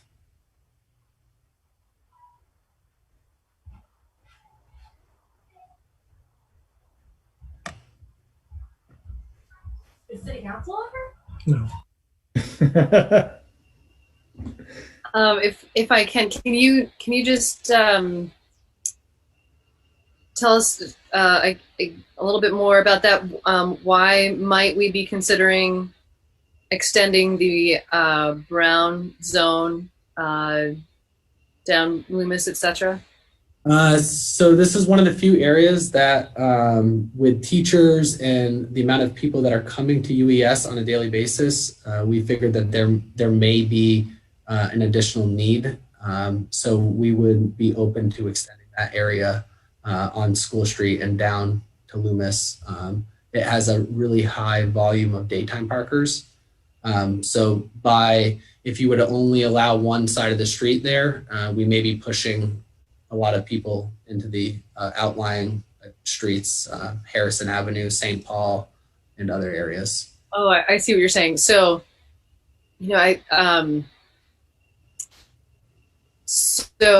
because for the rest of the non-Brown area, the parking is banned for one side of the street all day. That's correct, right? Yes. So like Liberty Street, any given day, you would be parking on either the even side or the odd side. Right. That would probably be a change for people to process, because they're used to parking anywhere they want during the day, and that a ban applies at night because that's when snow gets cleaned up. But that wouldn't necessarily be the case with this plan. We're trying to allow for more clearing of streets during our operational window that we're here. Because right now, the way that it is, we have between the hours of 1 a.m. and 7 a.m. if we call a ban, or we just kind of deal with it as is and go around cars and kind of make the best of a scenario that's not really that great. If anyone has traveled down Liberty Street on any given day, regardless of snow, you can't really pass two-way traffic. I mean, if there's cars on both sides of the street, you're stopping, you're pulling over, and you're allowing a car to go. So there's already a need there, regardless of winter. But this is something that, I think for emergency access, for a lot of the complaints that we deal with, this could greatly help us. It makes sense to me that it would be, that we would extend it around Loomis or so for the sake of the elementary school there. That makes sense to me. I see other people have things they want to say. So Dan, and then Lauren, did you have a hand raise? And then Jay? Okay, yeah, go ahead. So a couple of questions. If I'm understanding correctly, so on sections of street where, like, for example, St. Paul, that you have up where there's only parking on the blue side, would the parking be allowed on the opposite side on those days, or would it just simply be no one could park on St. Paul Street on green days? So that's what we're doing right now, going through the ordinance, is a lot of streets we feel that we could swap the parking on one side. Most streets right now are set up that the parking is on the sidewalk side. So in most areas, it's right adjacent. The parking is right next to the sidewalk. There are a lot of streets like St. Paul that we don't see any site obstructions, any real issue for swapping the side of the street to allow parking. So in this instance, we would probably allow, there would be, right now it's not written per the ordinance that parking is allowed on the other side of the street. But as part of this revision, we would look at adding in green spaces along that street. Okay, so where it was possible, and I guess I would contrast St. Paul Street with, say, Cedar Street, where one side of Cedar Street is non-sidewalk, it's sort of just hillside. You wouldn't want to allow people to park you wouldn't create a blue parking where there's no sidewalk on the other side of the street. I mean, we specifically looked at Cedar Street and looked at whether it was feasible or not to put cars on the other side. And it's not really on that street. I mean, it's very narrow. We put all of our snow on the hillside anyway. Right. So you'd be asking people to open a car door with a passenger into a snowbank. We didn't feel that was an area that system would work in. But everywhere that we can, we're looking at, providing additional opportunities for the alternate side. Okay. And I guess that would, and I don't want necessarily street by street, but So that's a general plan, is to any street where it's possible to add, even if it doesn't have parking now, under this plan, you would adopt parking, or we would adopt parking on opposite sides, so that cars would just simply switch back and forth given the day. Yes, that is correct. Okay. So how much signage do you think this is going to require to sort of notify? Because it strikes me that beyond the question of educating and sort of getting this out through public notice, there's going to be a lot of necessary signage to denote that you can't park on this side of the street on these type of days, or to denote that the parking switches. Yeah, so I mean, the one good thing is that in a lot of areas, by adding or clarifying with one sign or two signs, you'd be able to make the switch. But yes, it would require us to evaluate how many signs. We do have the capability to do that all in-house, and we would utilize all the existing posts that we could, so we wouldn't have to do new installs. But that is when we're going through each street one by one, we're looking at how does the ordinance read and what would have to happen to signage. Okay. And then would this follow the same sort of seasonal pattern as the old or the existing pattern from like November 15th or November 1st through the end of April, or March 15th or so? Or would you be looking at a different timeline for this? So right now we're only discussing in the same timeline. So November 15th to April 1st. It could be considered for street sweeping, but I don't really want to really go too far down that rabbit hole at this time. I mean, the need is around winter operations. So that's what we'd be geared towards. If it was a success and we wanted to revisit it at other points of the year, we could. But for this winter, that's all we would be looking at and proposing is November 15th to April 1st. Right. And I guess my last question, I appreciate the opportunity to ask several of them, is this a situation where in other cities that have adopted this type of cross-street parking, what kind of enforcement have they had to use, and what kind of enforcement do we expect to get people sort of educated with that kind of program? Because it seems to be somewhat more complicated and involved. Yeah, so it seems complicated. A lot of other communities have done like little flyers that we could reuse that are pretty straightforward and simplistic. I think in terms of getting the communications out, we would we had talked about say November. We'd have a time period where we began implementation, but we would just be giving like windshield notices, on say starting on December 1st, the alternate side parking goes fully into effect and tickets will be issued. Other areas have done, they will ticket you if you are not parked in the right location. And if there is a need, like a department need, then it's either a higher value ticket number or it's towed. So that would be something that we would have to work out.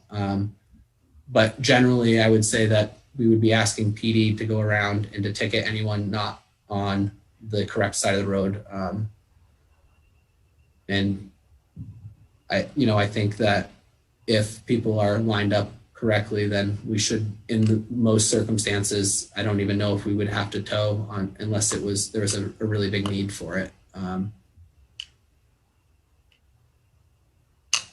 Okay, thanks. Lauren and then Jay. Thanks. Just a couple quick things.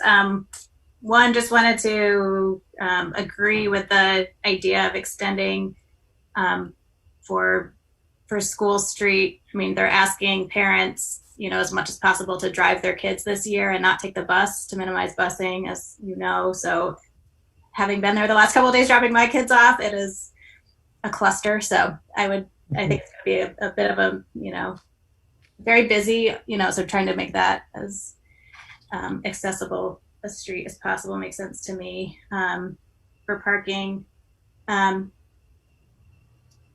think overall it sounds like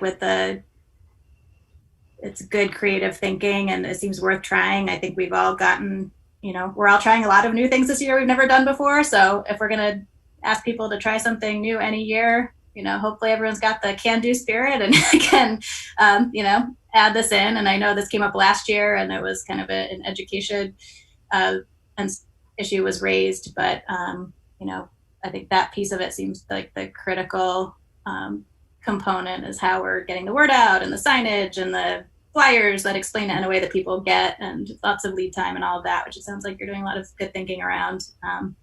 Sounds like that issue of the overnight parking, really figuring out how to message that will be a tricky one, but I'm sure you guys can do it. So that's my first impression. Thanks. Jay.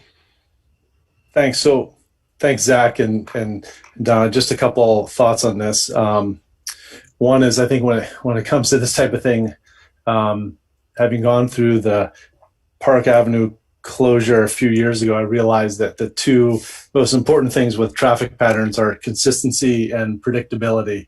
And so I do really like the idea of moving to this type of system, because if there's one thing that's not predictable, it's the weather in Vermont in the wintertime. So, and I don't love the flashing signs as everybody's coming into town and all of that. Like, trying to do it based on weather forecasts is really challenging. So I do really like this approach.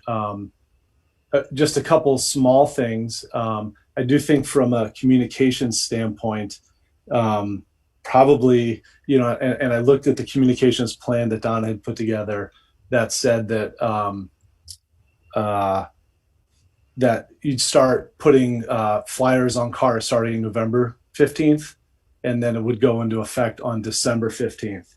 And I think that that's a good idea. I would also recommend that the signs go up on November 15th, letting people know that, hey, this is how it's going to be through this winter. And so, like, seeing those signs and people like sort of trying to understand what's coming, I think is going to be really important. And I think between the signage and the notifications on cars, then we can help that education period. It's got to be more than just a week or two, because who knows when the first snow is going to happen. And so I do think that part is really important. I think it's going to be tricky on roads where, St. Paul is an example where there's like only parking on one side, but on Liberty Street, there's parts where there's parking on one side, but not another. And so, like, I think we want to make sure that we're communicating to folks that they understand what to expect and what's going to happen, what the changes are going to be. And I guess two small things is one, I'm hoping that you did the parking counts in the last 48 hours. We did. Perfect. Great. Because obviously things changed a lot around in the downtown area with all the schooling. And then, obviously you've got a number of parking spaces noted on Park Avenue that you can't account for this school year. So I think that's it. I do really appreciate this approach. I think there's going to be a learning process, but I think as far as we can get ahead of it as much as possible, the more successful it'll be. So thanks a lot for your work on this. Thank you. I will say that Don and I talked briefly today about trying to speed up the process as much as we can, so that if say November 1st, if we already had the signs out, and they had all the month of November, in the chance that it snows, we're not, stuck. So as much as we can in going through the public hearings and the other stuff, if we can kind of speed it up, I think that that would be beneficial for the community so that we have a little bit of a, we're not, really coming up to the last day of, it taking effect. So in the event that we have a big snowstorm on November 1st, what do we do type scenario. So that's something that we were kind of just floating back, back and forth between, prior to the meeting, is, how aggressive can this timeline and approach be so that, because the longer the better, honestly, like in terms of getting, the word out. So if we end up going to in this direction, then the more exposure that the public can have to it, I think the better. We also I've been looking at ways to implement text notifications. Other communities have like a sign-up bulletin where anyone that registers gets pinged a text, phone call, email, or whatever method that they want, with the notification saying, hey, today is an even calendar day, park on the even side of the street. There is a few different vendors, and we are just looking into the feasibility of what that might look like. Some of them come at costs. Typically nothing's free anymore.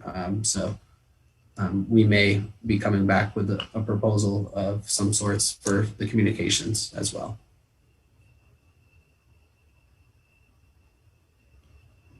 I think I saw Jack, then Donna, then Connor. Thanks. A couple of questions. One, as someone who grew up listening to the radio every morning announcing what days in New York City the alternate side of the street parking rules would be in effect or would be suspended, it just makes me wonder, are you anticipating any dates like holidays or anything where the rules would be suspended because they aren't days when our workers would normally be working? Or do you think you'll go with the simplicity of just having it be every day? So I think the easy answer is simplicity of every day, consistency. I think last year was the first time that our streets supervisor got to spend Christmas Day with his family in like 6 years. I think the reality is that most days our crews are asked to do something. It may not be intuitive to the general public about what they're asked to do, but the majority of every day between November 15th and April 1st, they're either salting, sanding, plowing, pushing back snowbanks, or removing snow. Thanks. Another question that occurred to me is, as you went around the city, have you identified any streets or sections of streets where you think it's not really feasible to do the alternating? Last year, we spent a lot of time talking about parking on Sibley Avenue, for example, and just for many years of driving up and down that street, it seems like it might be tricky to have the parking on the other side. And there may be other streets like that where it might not be workable. Yeah, so Jack, we did look at that, and as you'll see, we did not feel that the lower section of Sibley, directly across from where they have available parking now, would be feasible between College and Berry Street. We did take a look at the upper section of Sibley, and we felt that there was ample room and space and sight lines that it could be on the other side as well, but not on that lower section between College and Berry Street. Mm-hmm. So that is some of what we've been doing over the past couple of days, is evaluating, exactly what is available. The other thing that I will say is we have a lot of streets that are in these pink streets here where we don't have any regulation currently. So there's no ordinance that would prohibit it. However, if people started to park on both sides of the street, we may find that we are in another instance where it's not that they have to go to the alternating. So there's a lot of other streets that are not specifically mentioned in the ordinance one way or another, that we also feel that should be on the same format, such as, these ones in pink that we're looking at currently. Thanks.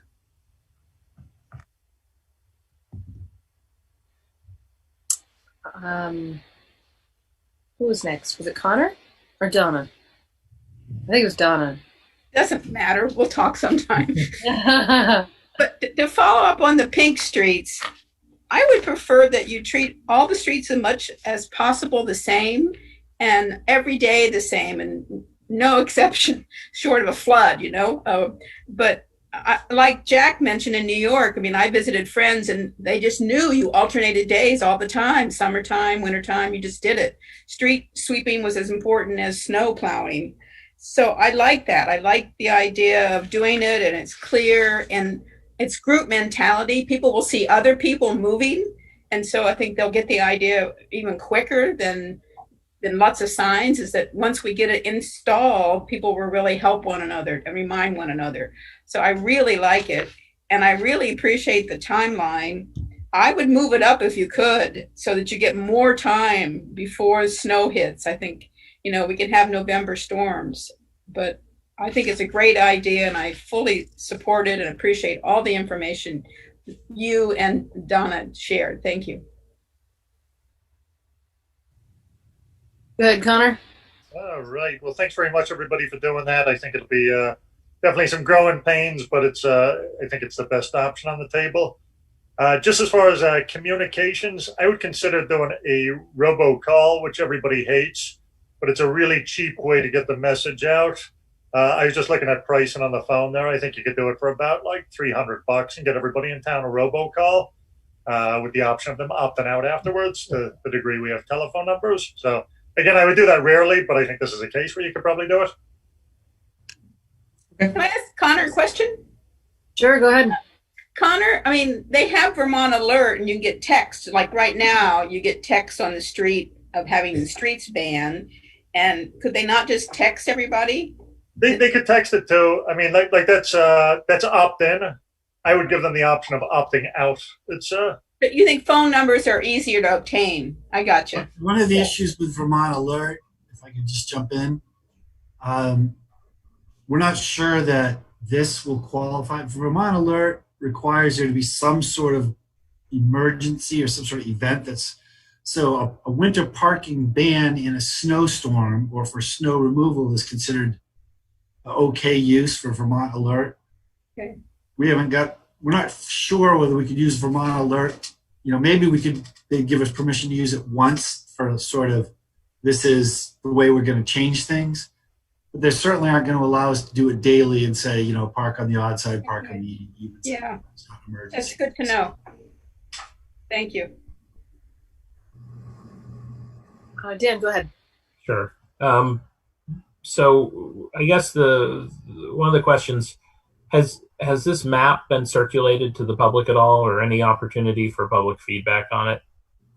Not yet. We were really looking for kind of an authorization to proceed, that we wanted council to kind of give us their blessing to go down this road. Then we will finalize the map, and then we need to start having some public meetings and allow people to come ask questions, to voice their concerns, to go really through the public hearing process. Okay. And at that point, it would be an opportunity for people to sort of look to say, you can't have a car park here because everybody knows nobody can park here for Absolutely. Some particular reason. Because I think that strikes me as one important part. And I'd echo Donna's comment that we have to be as uniform as possible in how these streets are, these patterns, because if there are certain streets that are every other street, but other streets that are not every other street, or, any kind of variation makes it more complicated for people to learn. And I've also experienced the city tradition of parking on either side of the street as well, but that's a new concept for a lot of people that they're going to have to learn. And this more simple that we can, if we're going down this road, the more simple we can do it, the better. And this is one of those problems that, it's hard. It's hard to remove snow and plow city streets. There's no simple solution as long as there are cars on the streets. So the more consistent, uniform, easy, non-thinking we can make it, that people can simply memorize a pattern, I think is going to be better. And I do like this option over the current option, in that it is just predictability. It's a pattern that repeats itself, as opposed to checking alerts or lights or signals or weather forecasts or crystal balls or tea leaves. So I support this as well, but obviously consistency and public feedback are going to be two of the keys beyond the communication portions that you guys have started to outline. So I want to jump in here as well and think about the process from this point. So I'm before I say that, I'm also very interested in this. I think this is going to be a great improvement particularly for staff over the current situation, and for honestly people as well, as long as there's not a significant reduction in available parking in the winter, and just the predictability. Anyway, so all that is to say that if we move forward with approving this, approving you all to move forward with pursuing this path tonight, then that means that you all would be coming back to us with a formal, finalized proposal. Is that correct? Or would you perceive that you would need to come back to us? I think you probably would, but what do you think about that? So my thought is that because it's a significant change to ordinance, you would have to have a first and second reading, which is right. Why the timeline is so important for this conversation. So my feeling is that once we had the first reading, had feedback, had the second reading, we would then be able to come back to City Council for final approval and adoption of the plan.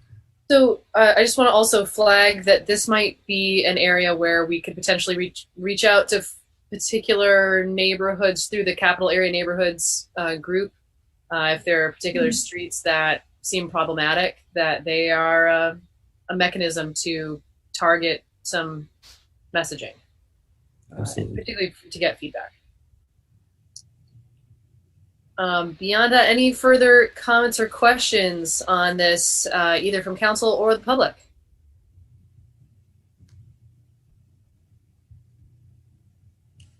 Okay. I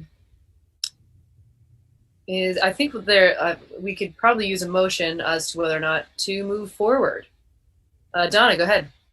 But yes, I would make a motion to accept the presentation from PTW to go ahead and change the winter parking ban, to move forward with the change of the winter parking ban to their alternative winter side alternating streets, and come back to us for our first hearing at our next council meeting. Is that timeline doable? Oh, there's a second. Is that timeline doable, Zach and Donna? I think the timeline is doable. The question is whether or not we want to consume a council meeting, the time of the council meeting, to have a public hearing. My thought was that we would have them at a separate date. So, I would. It's pretty much up to you. I mean, okay. We'll go on whatever direction you guys tell us, but. We won't let you talk so much the next time. We'll hear from the public and. I think it's easier to do it at council meetings than to ask the public to come out to a separate one. It's just harder to, I think, hear the notices and see the notices. I think that would be my recommendation, to come to the next council meeting. An interesting question. Zach, you were thinking of having this as a separate meeting because of the volume of comments you thought we might receive, or? Yeah, I didn't want to completely bog down a whole council meeting. If there are, some of the Sibley and Prospect conversations last year kind of consumed the majority of some of the meetings. So I don't know what level of turnout we're going to have. So that was why I initially was thinking, that we would kind of do it at a separate meeting. But I'm more than willing to obviously do it at a council meeting as well. That's kind of up to you all. And if we did it at a separate meeting, we could potentially accelerate the timeline. No, he actually makes it slower in his timeline by having he doesn't have on the list, they have their second public hearing mid-October versus having it September 23rd. So yes. May I jump in here too? Yeah, go ahead, Bill. Just, one of the reasons we wanted to have this conversation was before we spent a lot of time like rewriting ordinances and spending a lot of effort. We didn't want to do that if you guys were like, this is a crazy idea, forget it. So, we get the sense it's endorsed. I don't know where we are in, drafting ordinances, how much of an ordinance draft change is going to take. So, if we, even for the 23rd, we're talking about we need to have this done by next Thursday or Friday for it to be, we have a week basically to get all the ordinance changes done. So I'd be a little careful about saying we'll have ordinances ready for the 23rd. It may well be that if we're going to do a public presentation, have questions and answers, explain the thing, we could maybe do that as a public forum in itself and still have the actual ordinance changes on council meetings, but have some other presentation. Go ahead, Kim. I just do, Zach and Donna, do you feel like you could have this ready by the 23rd? That would best fit your timeline proposal to have the first reading on the 23rd and the second on the 14th, so we can start getting messaging before it starts to snow. I mean, we've already started going through the ordinance as is. I don't want to overcommit by any means, but I think that I think that it's probably doable.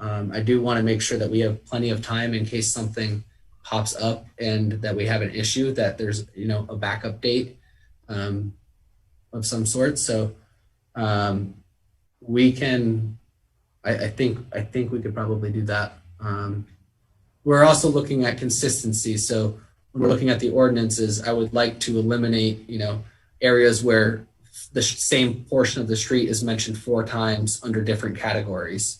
I think that cleaning this up and making it, alphabetical by street and specifically telling people what they are and are not allowed to do would be very helpful, because it's been a little bit tedious trying to read exactly every section and make sure that there's not anything contradicting different sections.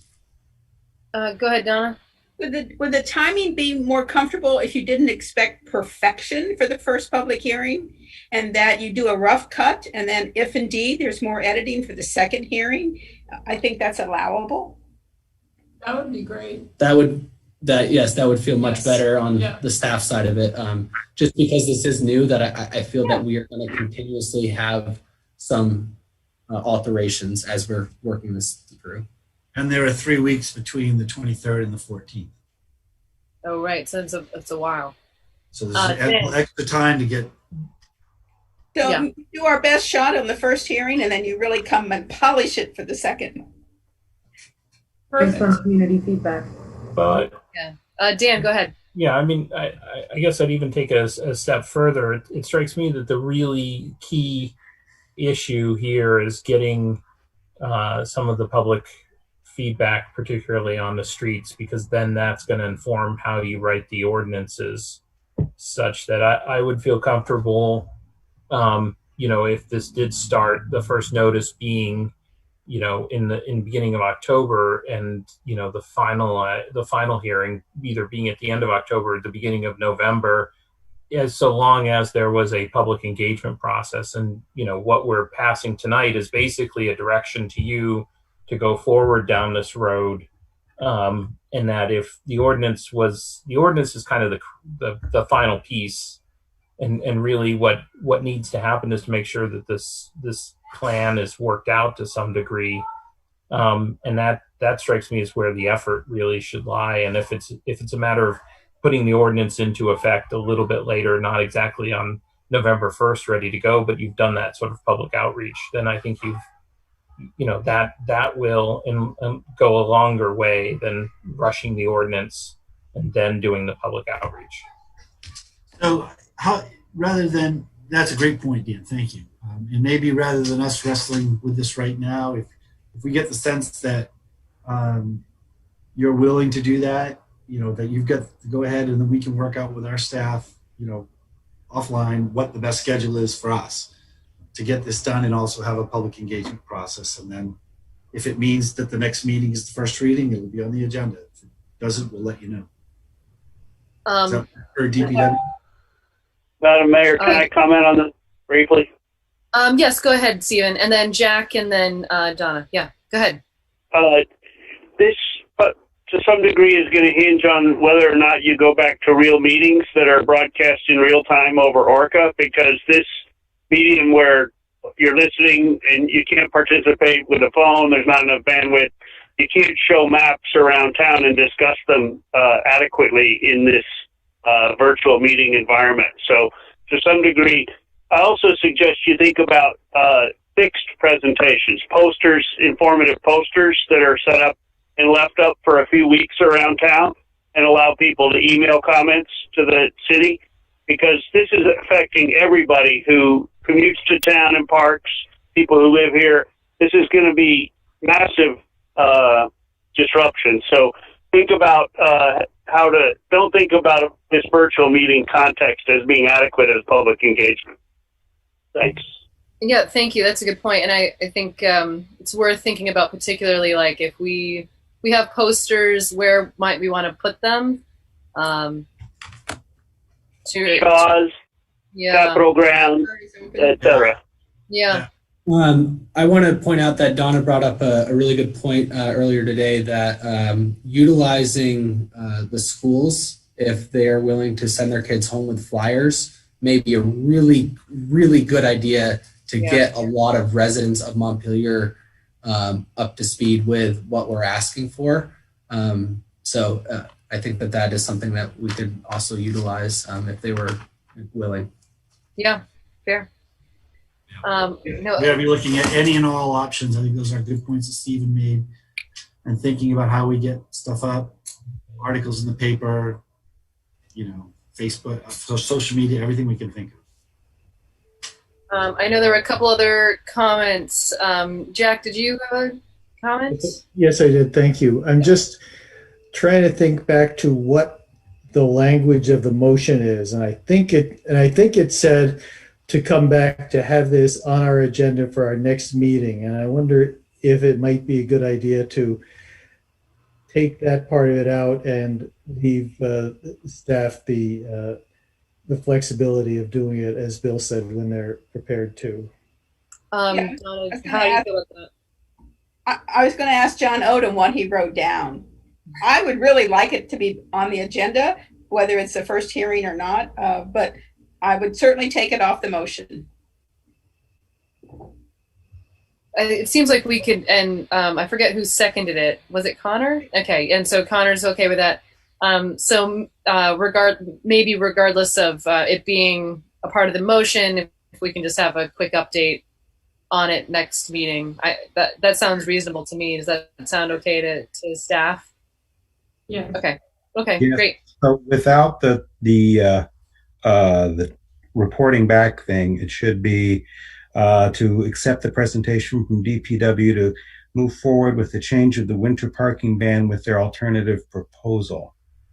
That I believe that cuts off the rest. Side winter parking proposal. Yep.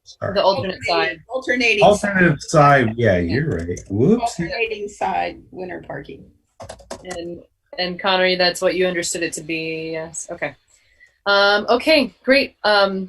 Any further discussion on this? Okay. All right. All in favor, please say aye. Aye. Aye. Aye. And opposed. Okay. Well, thank you. Thank you for your work on this, and I'm really hopeful about it. I think this is going to be a really good thing for Montpelier. So very grateful. I just want to recognize it's 8:46. Hopeful that we can take a quick break here, probably on the scale of 5 minutes. Let's aim for that. And Stephen, I know you're on the line here. I just want to let anybody know that this call is not going to go away. We will be back in about 5, and we'll pick up with the next item. All right, we'll see you soon.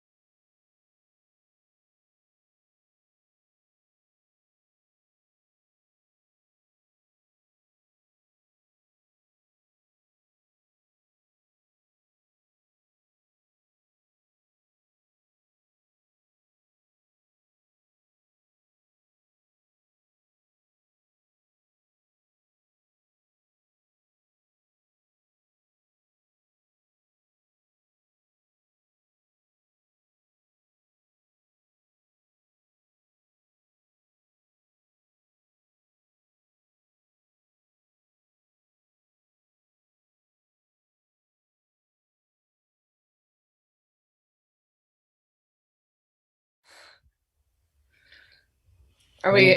Here. There we go. Hey, all standard time. Excellent. Okay, so we are all here. That is great. All right. So the next item is a discussion about public restrooms. So for this, this was an item that Dan Richardson had brought up, and so for this, I feel like I'm going to turn it over to you, Dan, to introduce. Okay. So I think the purpose of this discussion is to have a sort of opportunity for us to talk about what a public bathroom would look like conceptually, or what we're thinking of, and some of the needs. And I would hope that a discussion that we would have would lead to direction for the staff to come back to maybe flesh out some of the options that we would talk about, or to determine whether we even want the staff to do those type of things. So, I think we've talked before about the need for a public bathroom and what it would serve, which would be a mixture of, people that don't have facilities because of lack of a home, or visitors to the city, or other individuals that find themselves in Montpelier in need of public facilities, in part because what we've experienced in the past year is a lot of closure of what we had normally relied upon in the web of public and private restrooms for visitors to the city, or residents of the city, or anyone in the city that found themselves in need of those facilities. So I did a little bit of research in coming into this, and I guess one of the things that I feel strongly about is that this is an opportunity in a lot of ways to create a piece of public architecture that has a high functionality, obviously, but we shouldn't simply think of this in the terms of like something a little bit more elaborate than the porta johns that are currently outside of City Hall. We should be really thinking about this as a potential public structure that could be a benefit or a landmark to the city, and one that is going to have high usage. And so what's interesting is Tokyo is going through a similar type of reevaluation in some of their parks, and they've created public facilities that are all glass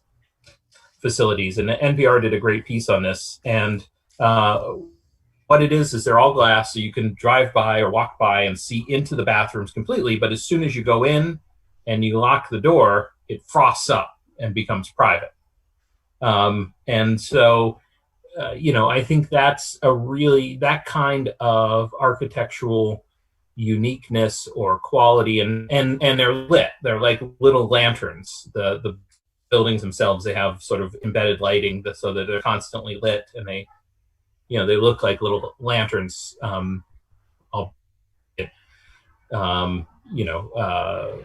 restroom size lanterns.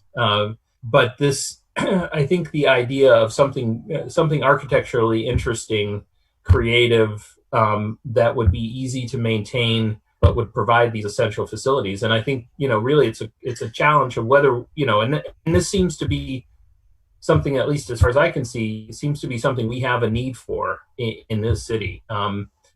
We talked about this last time, but I know I've talked with other people around town and received some emails from constituents and others saying, there is a need for this in the downtown right now. And so, I was thinking about different places to locate this and where we would go. And one spot that actually, I'll start off this conversation. I don't mean to take this conversation too far down the road into specifics, but it strikes me that one particular location that might be a possibility is the city owns a small lot across from the mobile station at the corner of Main Street, where it turns into Northfield Street, and Memorial Drive, where it turns into Berlin Street. Used to be a gas station a long time ago. It's at the bottom of the walking path up to National Life, but it's a small little lot, but it's close enough to downtown that somebody who is in downtown could easily go to it. but it also doesn't, forfeit any of the real estate that, is at a premium in the downtown of Montpelier. As well, I think it does sort of push this out a little bit so that it's, it's at a highly visible location, which, might help with keeping it clean or, the use of it, which all seem to be ideas that I think we should be considering. But I think this is an idea that, its time has come, and it's worth considering. So that's sort of my introduction to why I think this is worthy of consideration. And I guess I would finally add that, I don't see this happening. Obviously, we don't have the money in the current budget. We are just beginning to think about the next year's budget. And so I would, it's not as if we have a pile of money laying around, but I would see this as a priority that ultimately we would set money aside in the future budget to do this construction, that this is a civic project that merits that type of budget allocation in the upcoming budgets. So I'll leave it there. Yeah, I just want to echo the sentiment that I think this is it's clearly needed, and it's worth thinking about at what point, basically like, do we think about this for this coming budget, or, how can we be creative about thinking about, either creating such a structure or the maintenance of such a structure. So I have more comments to make, but I'm going to hold off on them for now. Curious for other people's thoughts and also comments from the public. I'm ready anytime you are. Go for it, Stephen. I think that I want to remind you that it's been over a year and a half that I've been bringing this issue to your attention, and for it to appear on the agenda as if it's just, Dan's bringing it forth. Dan's bringing forth a long-term expensive option for, a city architectural project. While I don't dispute the value of that, there are urgent needs. If you go back and look at the charge that you gave the homelessness task force, they haven't fulfilled any of that. And one of the first priority things that I argued before I resigned is an inventory of bathroom options for the folks. But now I'm talking to people even today who take their kids to the State House lawn, and the porta potties are locked. Nobody's going to walk from the State House lawn over to the mobile station to pee. And this is an emergency. This is a health emergency. You've got piles of human waste in many places around the city, and y'all keep ignoring that. So I think you need to do an immediate inventory, charge the staff with it because the task force isn't going to do it, inventory of all possible publicly accessible bathrooms, and find the money to pay for their maintenance or disposal for their paper, consumables, and a cleaning service. But, the two outhouses just don't cut it. And City Hall, Chief Fakos agreed that my suggestion that City Hall rear doors be equipped with electric locks and a video camera, which could be done dirt cheap and be made available 24/7, even if you have to get buzzed in from the police dispatcher. That's a viable, reachable thing that could be done in a week. But apparently, y'all took your 5-minute break, and I suspect most of you relieved yourselves, ignorant of all the folks that are out there that don't have any place to do so. And I think it's a travesty of irresponsibility that we're facing here. A real disconnect between, public service, both for tourists and for people without housing. I have more ideas, but I'm going to give other people a chance to weigh in on how you need to prioritize this and take some immediate action. Thank you, Stephen. Your point is well taken that, this is, it's a problem now, and we've sort of started that. Well, first of all, that you've been bringing it up. Thank you. Yes. And also, that that we, we've sort of started here with thinking about a long-term solution, but also considering some short-term solutions, I think also warrants discussion as well. So yeah, let's keep both of those in mind. Other thoughts or comments? Donna and then Jack. I do like the idea of thinking immediately, but I also like Dan bringing in some broader ideas. And I think it behooves us to do that because out of respect for all the people using it. And it also is an invitation into our community. I mean, there's lots of ways to even maybe get grants. We think of it as a little bit broader than just a substitute for a porta pot. But Stephen's right, we do need to do something. I would like to see the staff bring us back some ideas, both on funding, locations, and types. So thank you for bringing it up, Dan. Yep. Jack and then Connor. I agree. This is a real need. There's an immediate need. There's a long-term need. I think, I go on vacations, places, well, summers when I am able to go on vacation, I go to places where, like on Martha's Vineyard, where they have public bathrooms in each of the towns where tourists congregate, and I think that's of value for the city of Montpelier, also of value for people who are residents, whether they're housed or not, who need the facilities while they're downtown. So I think we should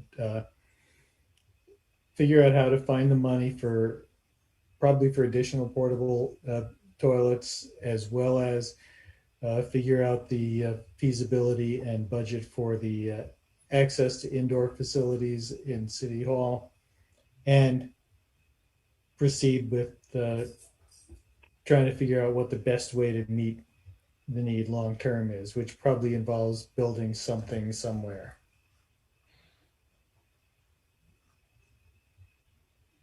And that's all I've got. Connor, go ahead.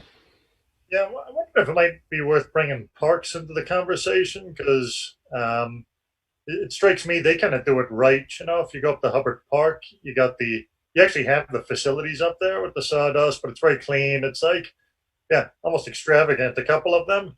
So, it would be out of the floodplain, it'd be close to downtown, but sort of the entrance of, the path up to the, up to the castle there. I wonder if that's maybe just something worth looking at there, and picking Alec's brain, because I don't know if those things break the bank. I think they could be constructed maybe even in-house or something. And I'm not saying it's a solution, but a good number of homeless folks would be spending time around there too, so that might be a benefit for them as well. So something to think about. So a couple pieces, and I just want to bring up about this. So one is, there's a consideration of the infrastructure itself, which would be expensive. But then there would be the ongoing maintenance cost of this. And I imagine that if the city was going to take on the running of a public bathroom, either it's a contracted service or it's an FTE or part of an FTE. And so with that possibility, I feel like it's worth looking at existing infrastructure, whether that's City Hall or whether that's, reworking, the arrangement with the transit center. They're supposed to be running that facility, but if it was us who were paying for the bathrooms to be open and clean, then, that's a separate situation. I don't know how reworkable that is. It might not be, I don't know, but just looking at existing structures, knowing that if we go down this road, there will be an ongoing maintenance cost anyway. And just the way that I picture this going is that that this may be one of the things that, if people are interested in it, that this is something that goes on to the list of options for our upcoming budget conversation. Maybe it might be too soon for this, and we do have, I think, some tricky is probably not quite the right word, but it may be a difficult budget year anyway, just because things are so unpredictable right now. But keeping that in mind, if this is something that's on the table anyway, I think that would make sense to me. Curious for others' opinions about that. Seeing a thumbs up from Jack and Connor and Donna and Lauren. Dan, did you have a comment? No, I'll just add the thumbs up. Oh, okay. There is one other thing that I wanted to bring up. I realize this is not totally related, but I have been getting lots of complaints about garbage around the pocket park that is on the bike path behind the DMV. I've actually been having conversations. I bike there, past there, especially now that school is starting, just about every day. And so I've been having conversations with people hanging out there, and with various other organizations that are involved with that spot. Just thinking about this spot is really hard to maintain, just trash wise. And so it seems like there may need to be a new plan for that location, and thinking about rehoming that structure.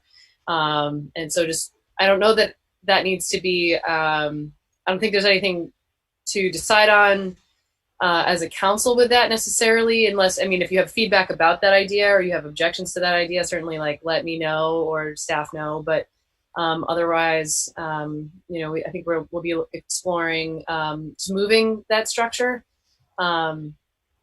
So anyway, I just want to put that out there. But anyway, from the conversations that I had with folks, it sounded like, if it went away, or not went away, but if it was moved, that would be okay. But also, even unprompted, the conversation went towards, what we really do need is public restrooms. And so it was very helpful. It was very enlightening. Donna, go ahead. So are you thinking of removing it because there's a problem with it versus trying to work on the problem?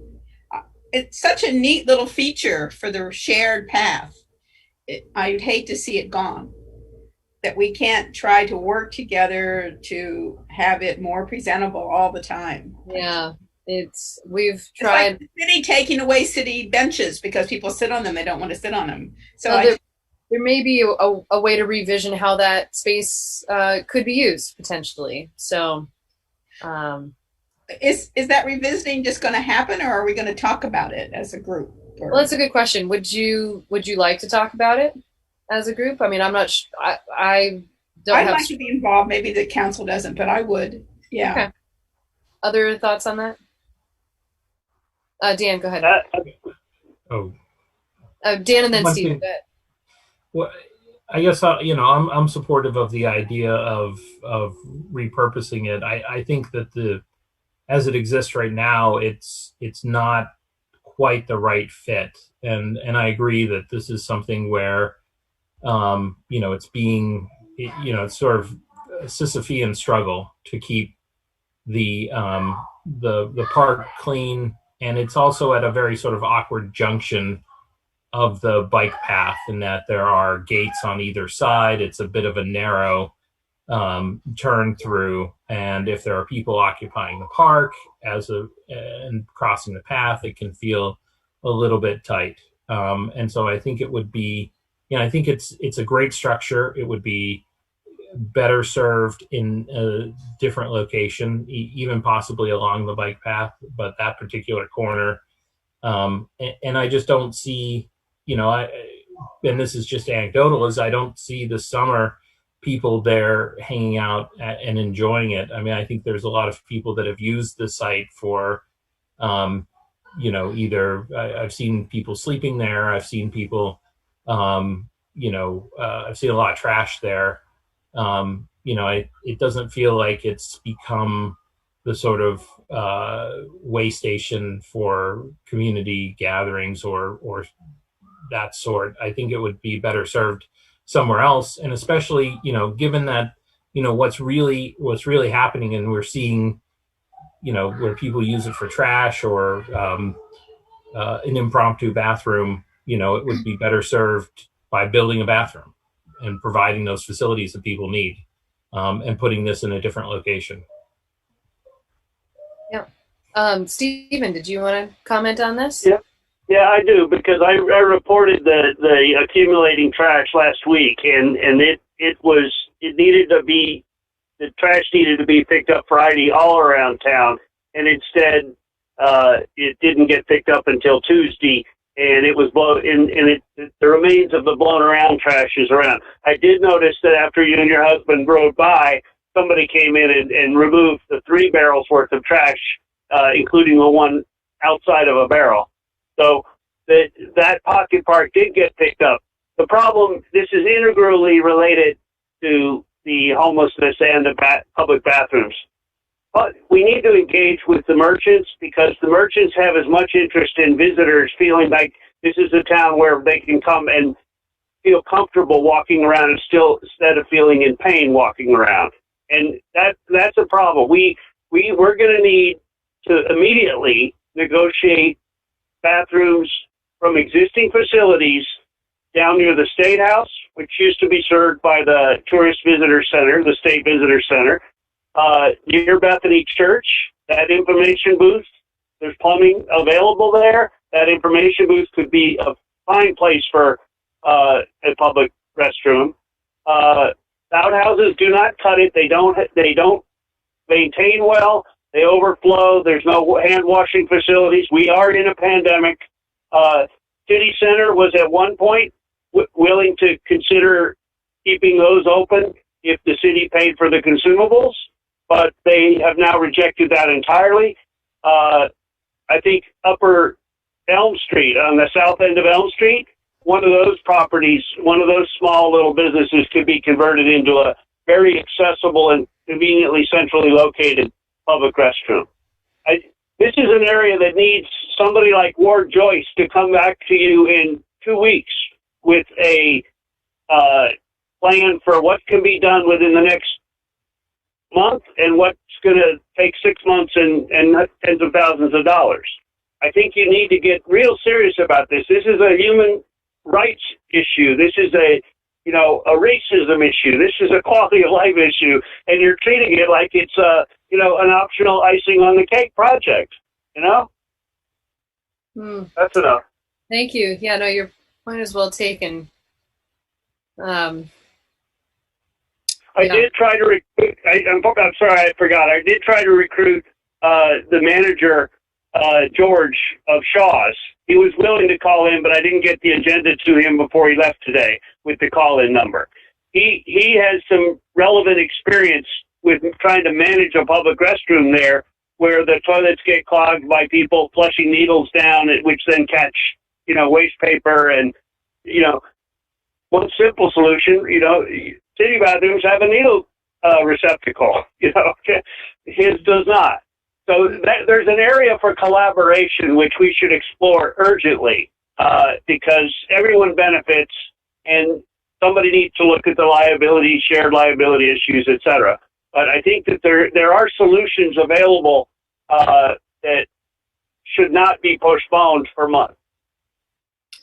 Yeah, and that would cost some money, but wouldn't be potentially lots of money. So, other thoughts on this topic here, team? Do we need to? Well, actually, I'd love to hear from Bill. How are you hearing us? Do you need a directive from us? Yeah. How are you feeling about all this? Well, I mean, we have the same. I think Stephen's articulated really well. The biggest obstacle for most of the solutions is COVID. I don't think anybody wants or is allowed to have public people come in and using their bathrooms. I think that's really that's the main reason why the city hall was closed off. I think that's why we had the police open 24/7. So we get it, and So, I've written down what everyone said. When we debrief this meeting tomorrow, we will put our heads together and about all these topics and figure out some suggestions. And we'll try to do so much to private people, but that's a great idea. I think Stephen's right on the money there, but I also know if I'm a private business and you're already having to be restricted about who you're letting in and the rules that you have and the cleanliness and all that. So how do you balance that? Don't know. Madam Mayor, the fact that we're allowing, the city gave keys to the construction guys on Taylor Street that they can use the brand new restrooms while all the homeless folks sit out there and just resent the hell out of it is an example of how blind we are to this issue. So just thinking about how we follow up on this, is the next council meeting too soon for initial thoughts, feedback, or we'll see. This is important, so yeah, okay. And I do like, even in thinking of the long term, Dan and I had actually talked about the prospect of some kind of a design competition, whether it's an architectural, if we decide to go forward with constructing something new, are there creative ways to leverage, something that would be an asset to the city, beyond its function, but be creative as well. But that's probably further down the line than where we're at right now. Jay, go ahead. Just a quick question. I just want to understand sort of the responsibility, accountability around the Girton Pocket Park. Like who manages that if we were to consider relocating it? What's that process look like? And is that something that we need to have a conversation with at the council level? Well, the city owns the park. So since it's a pocket park, it's presumably under the auspices of the Parks Commission. But technically the Parks manages it. We'll be having, like I said, we'll debrief this issue tomorrow morning. We'll see what Alec has to say. I know he's been tipped off that this is a concern, and they may have some ideas about what they'd like to do with it. Obviously, I think as a courtesy, we should talk to Paige Girton. And but I think it's also has been a constant source of issues with garbage and just conflicts there. So if there's a better use for that space and for that structure, then I think the time might be now. And as far as I am aware, just where we're at with that was checking in with city staff about if there was a different location where that might work, where might that be? So I think we were still just thinking through it. No solid plan about that yet. But we can, if folks are interested, we can bring that back for discussion, or I can bring it up as part of the reports or whatever makes sense to folks. Mayor, can I give 1 minute on the pocket park? The Sure. pocket park is not the problem there. It took me 6 months to get Public Works to put trash receptacles there, and I had to recruit people to climb down the bank and clean up the garbage that had accumulated. So the park, the perceived problems or the projected problems with the park are problems of neglecting warming spaces and cooling spaces for the homeless. That's the only place where they congregate and get their meals. And to ignore that fact and say, "Oh, we're just going to take your meal site away," it's just absurd. It's disconnected. So I have a lot more to say, but at another time. Okay, thank you. Go ahead, Bill. Steven, can you tell me more about the meals? The meals are delivered. They're coordinated by Dawn and by the food providers that Skinny Pancake and Capstone. And that's the place where a dozen meals get delivered at least once a day. And the folks are picking them up there. They're put in a cooler, and the coolers have sometimes been damaged and replaced. The cooler there now hasn't been cleaned in weeks, and yet there was fresh 12 packets of fresh beef stroganoff in it, yesterday when I went out there to check. Casey was the only one there at the time. But my point is that if you want to make enforcement, the pocket park, especially during the winter months, could potentially be moved up into the Confluence, little postage stamp park. It still needs to be there as a place, but there the police could monitor it more for alcohol abuse. I'm not trying to run anybody off. I think that until in another way is not going to handle it, just like the shelter doesn't handle everybody. We've got to write a plan. You should have insisted upon a plan being written to handle both the people that fit into that system and the people that don't, including meals. I'm the only one publicizing where the meals are, and it's absurd. So you've got a planning process that's integrated with tourists, bathrooms, and homeless that needs to be well integrated, and you've neglected it for a solid year now. Okay, thank you, Stephen. So at this point, I don't know that we,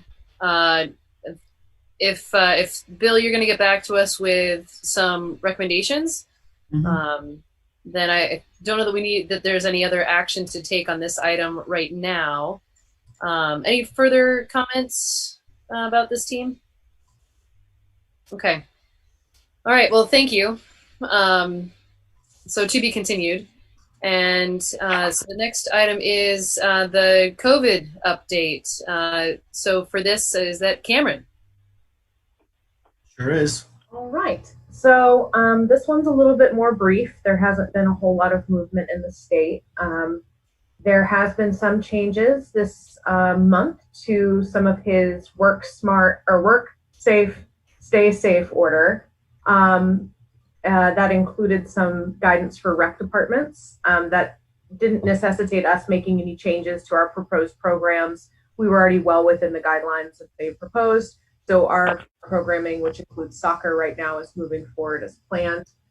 The Vermont Department of Tourism and Marketing is looking for businesses to help quantify the impact of COVID-19. So they have a survey. I included that link. They requested information by this Friday from businesses. The governor also announced that Kinney Drugs has partnered with the state, and 11 of their locations will be made into COVID-19 testing sites. And details of that and signing up to make an appointment can be found on the health department's website. And then the state also launched the hashtag Buy Local Vermont program.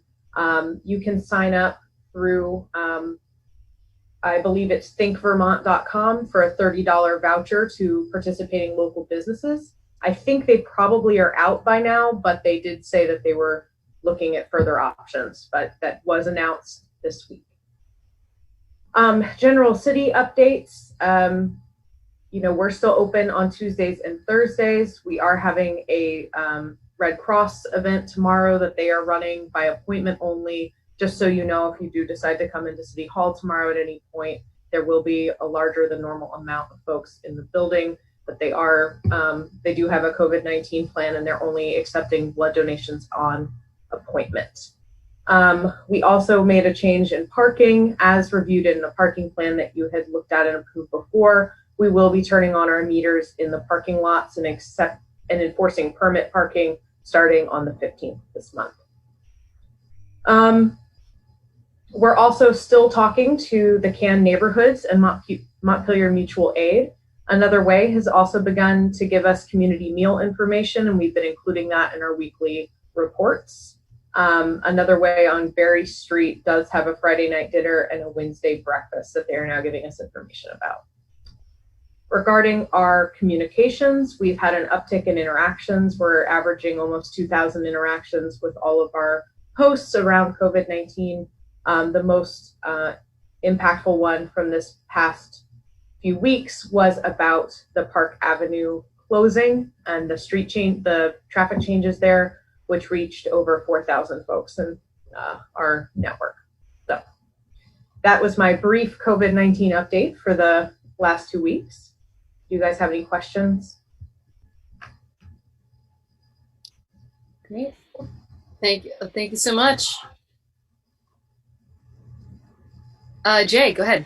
Sorry, Cameron. Just real quick. One thing is the $30 gift cards like ran out within about half an hour. I don't know if they're going to issue anymore, but maybe they will. Okay. The other thing is, and I saw the link, but I didn't follow the link to the Department of Tourism that is looking for data from local businesses. But I just wanted to let you know, and maybe you could connect the dots here, that Montpelier Live has been doing monthly surveys to all the downtown businesses in terms of where their revenues are year over year, this year compared to past years. Are they breaking even? How many people are they employing now relative to last year's? They've done it for May, June, July, and the August one is just about to go out. So that there's a lot of data available. So you might be able to connect with Dan to share that information. It's already there. Thank you. Great. Anybody else? Okay. All right. Thank you.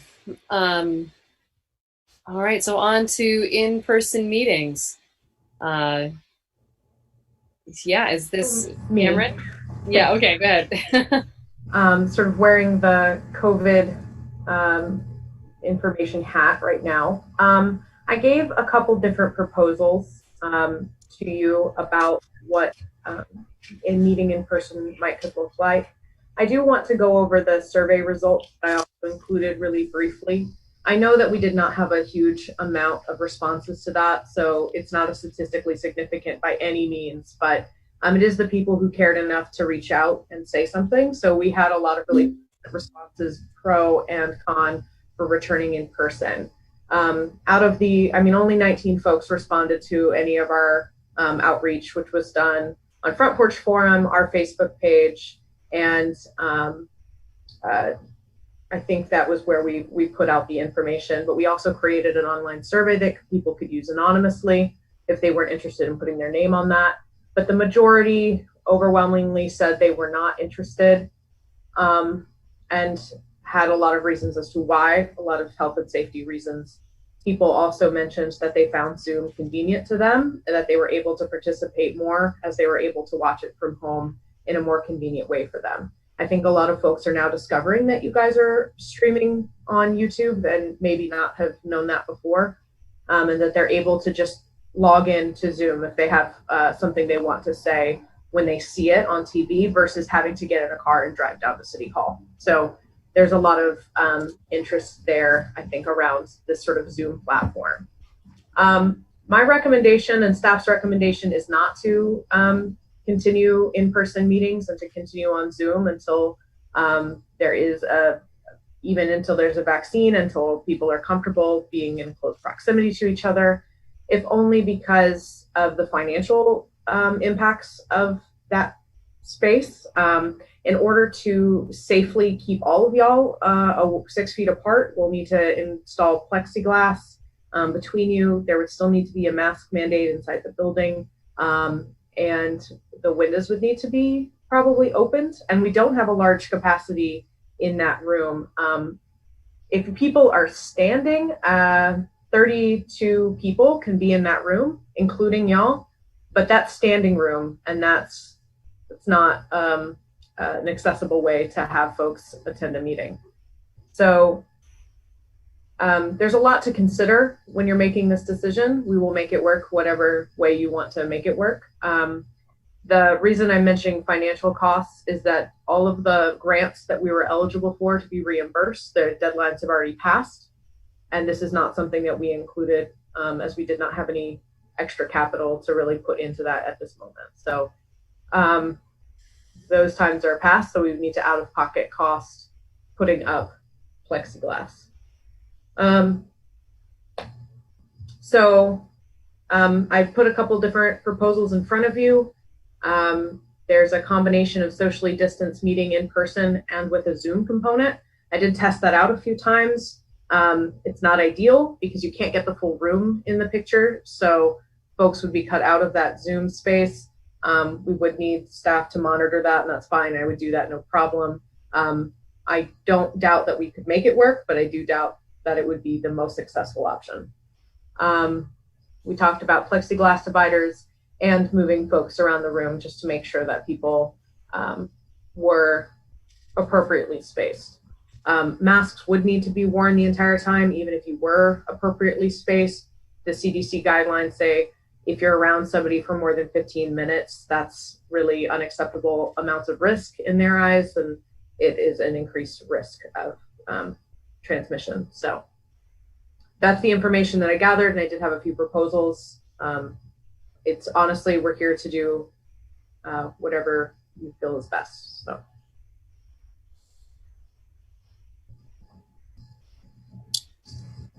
Thoughts? I actually don't have strong feelings about this.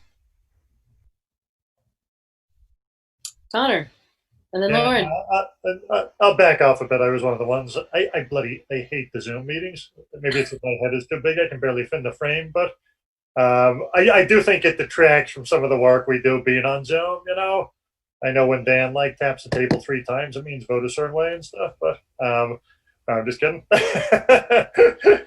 I missed the person-to-person contact, but you know, I think even though the survey had a pretty small sample size, we're probably entering kind of uncertain times with school being back in session and UVM coming, so maybe revisit it a bit, but I'm okay sticking with Zoom for now. Go ahead, Lauren. Yeah, I was going to say similar. I mean, I much prefer to be in person, but just the challenges with making it work and the risk. And, you know, if I felt like it really was a much more accessible scenario for the public, it might be worth it. But I think this is actually, you know, being able to access it from people's homes who have that via phone is probably more accessible in many ways than having to get to City Hall. So I think holding off, you know, they were just out today or in the last couple of days with projections for the next month or two in Vermont, and they're anticipating a little spike at school and everything. So it seems like the wrong time to be undertaking this, unfortunately. I mean, we can keep an eye on it and keep the conversation, you know, seeing what options and what creative things other cities might be doing and stuff. But I think for now, it doesn't seem worth it. I will put out there that I thought of a different configuration, which is to say that it would, like, what if we were in person, but we, instead of trying to put us all on Zoom in terms of like one Zoom, seeing the whole room, because we all bring our laptops, our devices anyway. So what if we all brought our laptops to council chambers and then did this, you know, each individually? So we would all be in the same room, but with our own pictures. And I don't know. I'm not so sold on that. Zoom we have to do it. But what's that, Donna? Is that a live Zoom meeting? Yeah, like a live Zoom meeting, so that like the public would still participate in this in this same way, but we would be in the room together. Sort of it's a different way to think of a hybrid, but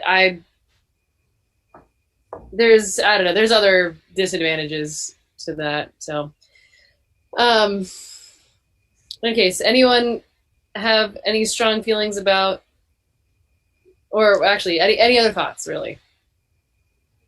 Are you taking public comment? Yes, go ahead, Stephen, and then Donna. Yeah, I really like. I hadn't even considered the model that you just proposed of the hybrid Zoom meeting. I tried to get folks around town who are most affected by the bathroom conversation. Many don't have phones. There's no place for them to go and find a computer to participate in this meeting and be heard. You know, you eliminate. There's some people. There's broadband issues. I frequently have telephone capacity, but not broadband capacity.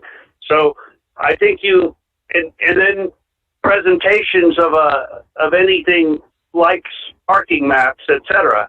Those cannot adequately be done on Zoom. So ORCA can capture those from a city council meeting full screen properly. But I think you need to make efforts and progress, and I earlier suggested better ventilation in that room with heat recovery. So I would encourage you, there may be more money available if you make it a telecommunications experiment for participation. Zoom, I particularly won't put that software on my computer because the encryption keys are passed off a server in China, and that's just not an acceptable security risk for me. So there's my 2 cents on that topic. I would encourage you to resume socially distanced council meetings in a hybrid manner. Yeah, thank you. Yeah. Donna. I definitely prefer Zoom than the mask and the setup. I think we have to be the example of the new norm. I think it's a year to 2 years, if not longer, if the vaccination comes out, if it all happens and gets distributed. But meanwhile, I think if we can accept this as our norm, is how do we make this better? I guess that was the piece I was trying to bring up with looking at not only holding our meetings with a different maybe approach, but also Stephen's right. This is not perfect for open meeting law at all, but we're still trying, and we need to keep working on ways where people can access electronics. And we also need to, I think, for us as a council, need to add a social component. So we're having some what I call, really casual social conversation, and whether that's once a month, we meet 30 minutes early and eat together at our prospective homes and talk about our dogs, our cats, and whatever. I think that would be really good for us as a group. And maybe we can get Connor to smile more. Anyway, I just think we have to accept it's going to be a long haul, people. That's all. Lauren, go ahead. I do wonder, just the comment about, looking at maps and things. I mean, even the winter parking conversation, trying to either set up maybe in council chambers, like maps that people could go have a certain window that obviously, it takes some staffing capacity to, even if the conversation was not happening then, like the public hearing, but an opportunity to, so if people do want to go look at bigger maps that might be easier to digest than on Zoom, or people who don't have access to good internet, which obviously is common around here. So maybe it's hybrid also of how we're trying to just get the key materials that will be discussed, so people have different ways to look at it and process it. And then even if you are then calling into a meeting or Zooming into a meeting, having that kind of access. A really great point, and we can definitely work on getting printouts and put them in the hallway. Again, we're open all day business hours on Tuesdays and Thursdays, so the public is welcome to come in, and we can put those out for folks. Not a problem. I'll just weigh in here too. I mean, staff, obviously, we would much prefer in-person meetings as well, for all the reasons everybody else does, and recognize the limitations of this situation. We're equally concerned by a space for maybe a lot, what do we say, 32 people, there's 9, 10, 11 of us probably with the city in any given meeting, if not more. So we'd have a cap at 20 members of the public for most meetings, maybe less, depending on staff or consultants or anybody that needed to come.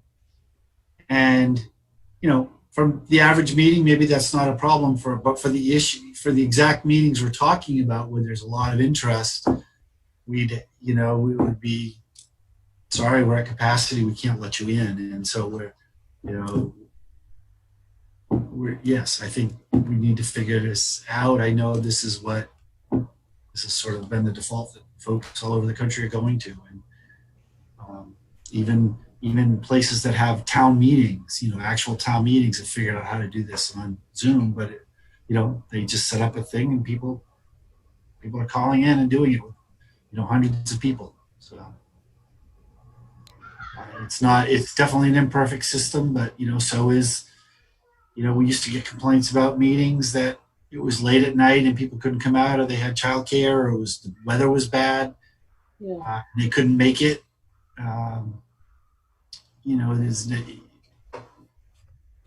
It's tough. Yeah.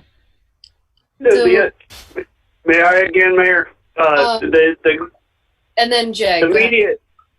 The media quality suffers if you are the council in a room spaced. ORCA can be capturing full resolution audio and video. That's important. We're forfeiting this entire era of transcription.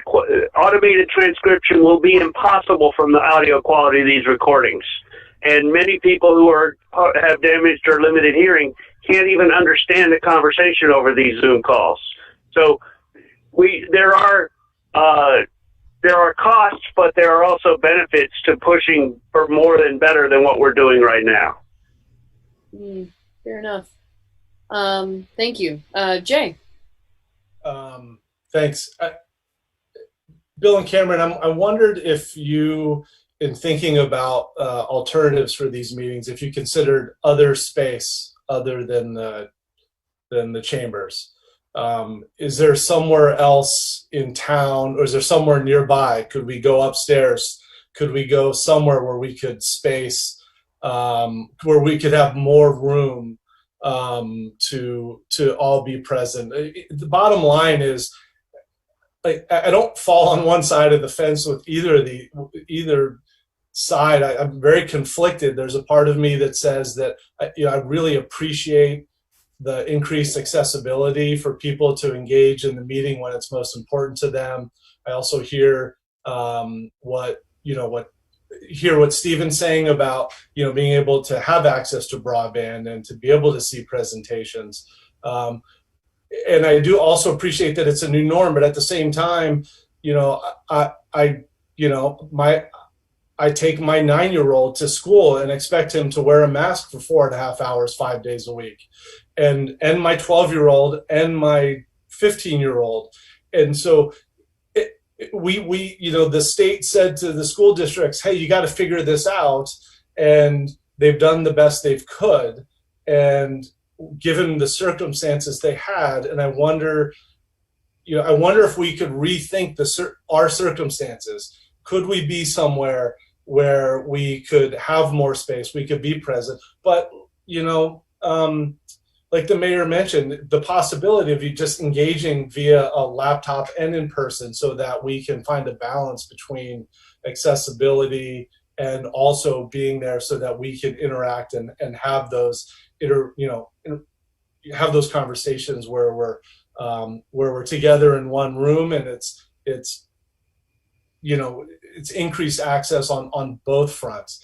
I'm not arguing one side or the other. I'm just sort of trying to think out loud here about could we come up with some more creative solutions? Could we think about different ways to be able to approach this, understanding, hearing from everybody, and knowing what's important for us as a council and also to the public? Those are all great ideas. So we thought briefly about upstairs. We could look at it some more.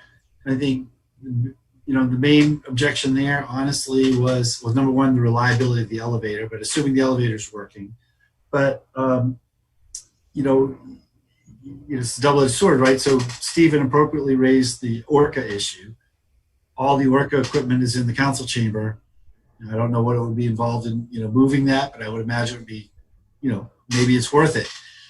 We thought about other locations. The school has an auditorium in the elementary school and in the high school, but for understandable reasons, the school doesn't want other people in there. I mean, I'm not faulting them, but those are kind of off limits. Most places don't want us going in, so our options as a city are really pretty limited. It's to this building. So, upstairs is the only bigger space that we have, and maybe that is something we could at least try to tweak, look at technologically and see how that works. Maybe it is something like what the mayor suggested, where we're in person with laptop on Zoom, and maybe we could have a limited number of public in there, but it would have to be, I don't know, first, sign up, take 10 reservations or something, and that's it. Nobody beyond that. I don't know. We can think about it. Jack, go ahead, and then I have a follow-up thought. I'm not really pushing for doing meetings in person, although I, like everyone else, I prefer that personal interaction. One thought that occurred to me as I was reading through the descriptions of how we might set the room up is whether we could consider disregarding the dais completely and having the entire council lined up lengthwise along one of the long walls in the combined council chambers and memorial room, and that would potentially give us enough separation to do that. I could do that, but I just want to say it wouldn't change the capacity of the room in any way. Right. I get that, but it would be, it seems like it might be a more workable way to get everybody visible, not having, people at the tables either with the back to the other members of the council or the back to the public. I don't know. The other thought that occurred to me with regard to the mayor's proposal is that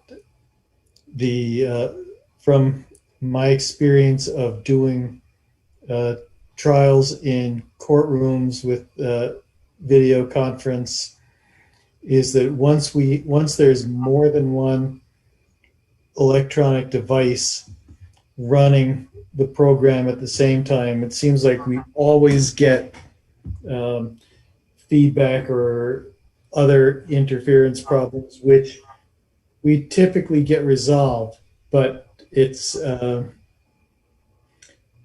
if everyone has their speakers on, you got to have your speaker turned off, or where's the mic, what mic is going to be on to pick everybody up. And so I think I'm not saying it's insurmountable, but it's a challenge. Yeah, that's interesting.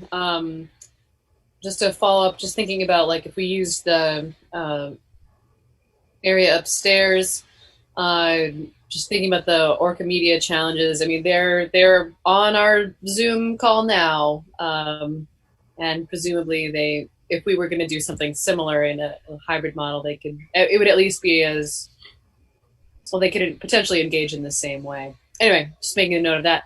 Dan, go ahead.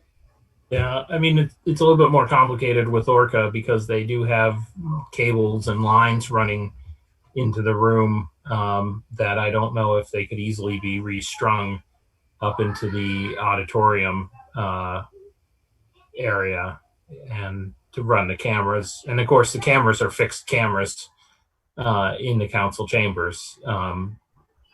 But it strikes me that there may be something worth looking at in the sense of creating a public location for attending these meetings, which is, I'm comfortable staying on Zoom. It's not my preferred medium. I'm a three-dimensional guy. I prefer to be seen in person.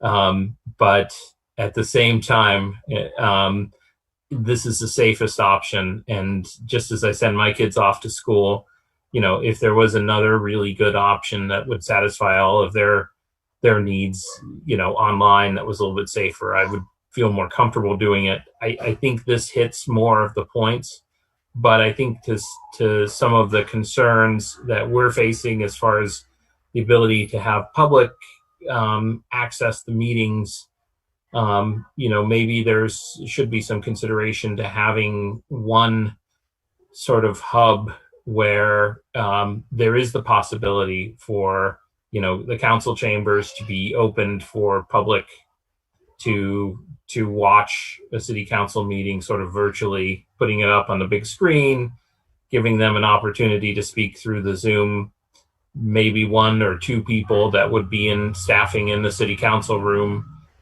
and or one of us if we chose to, but sort of creating that option with the idea that we default on Zoom, but have a city council option for either the public or a limited number. And maybe sorry, Dan. Oh no, just go ahead. I honestly feel a little silly for not thinking that one through, but both Bill and I are obviously here in the office. We do have a computer set up for Zoom in the council chambers. If we could open it up and limit it to 32 people in that room, the public, I'm just putting this out there if you guys seem fit. opening it up during council hours so that folks can come in and participate via Zoom that way.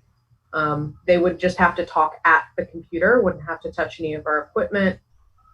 ORCA would still be able to film it remotely, because I honestly did not speak to them about their comfort in coming in. That's another thing that, you know, is a consideration, is they might not feel comfortable coming into a public meeting at this point, and I'm not trying to force that on anyone. But that is something that I at least would want to do, to clean that space before and after meetings and clean that equipment for folks so they can use it. Maybe there's a way we could get it projected up on the screen. We can do that. That's super easy. Connor, go ahead. Yeah, just one other idea to add to the mix. The legislature is looking at this very scenario right now, and they're going to probably be having in-person meetings in Montpelier somewhere that's already covered by ORCA. So they don't meet at 6:30 on Wednesday nights. We should probably reach out to the state to see maybe there's a room at the State House that's already outfitted for this. Interesting. That's an interesting thought. That'd be kind of fun also. Lauren, did you have a hand raise? No, okay, just checking.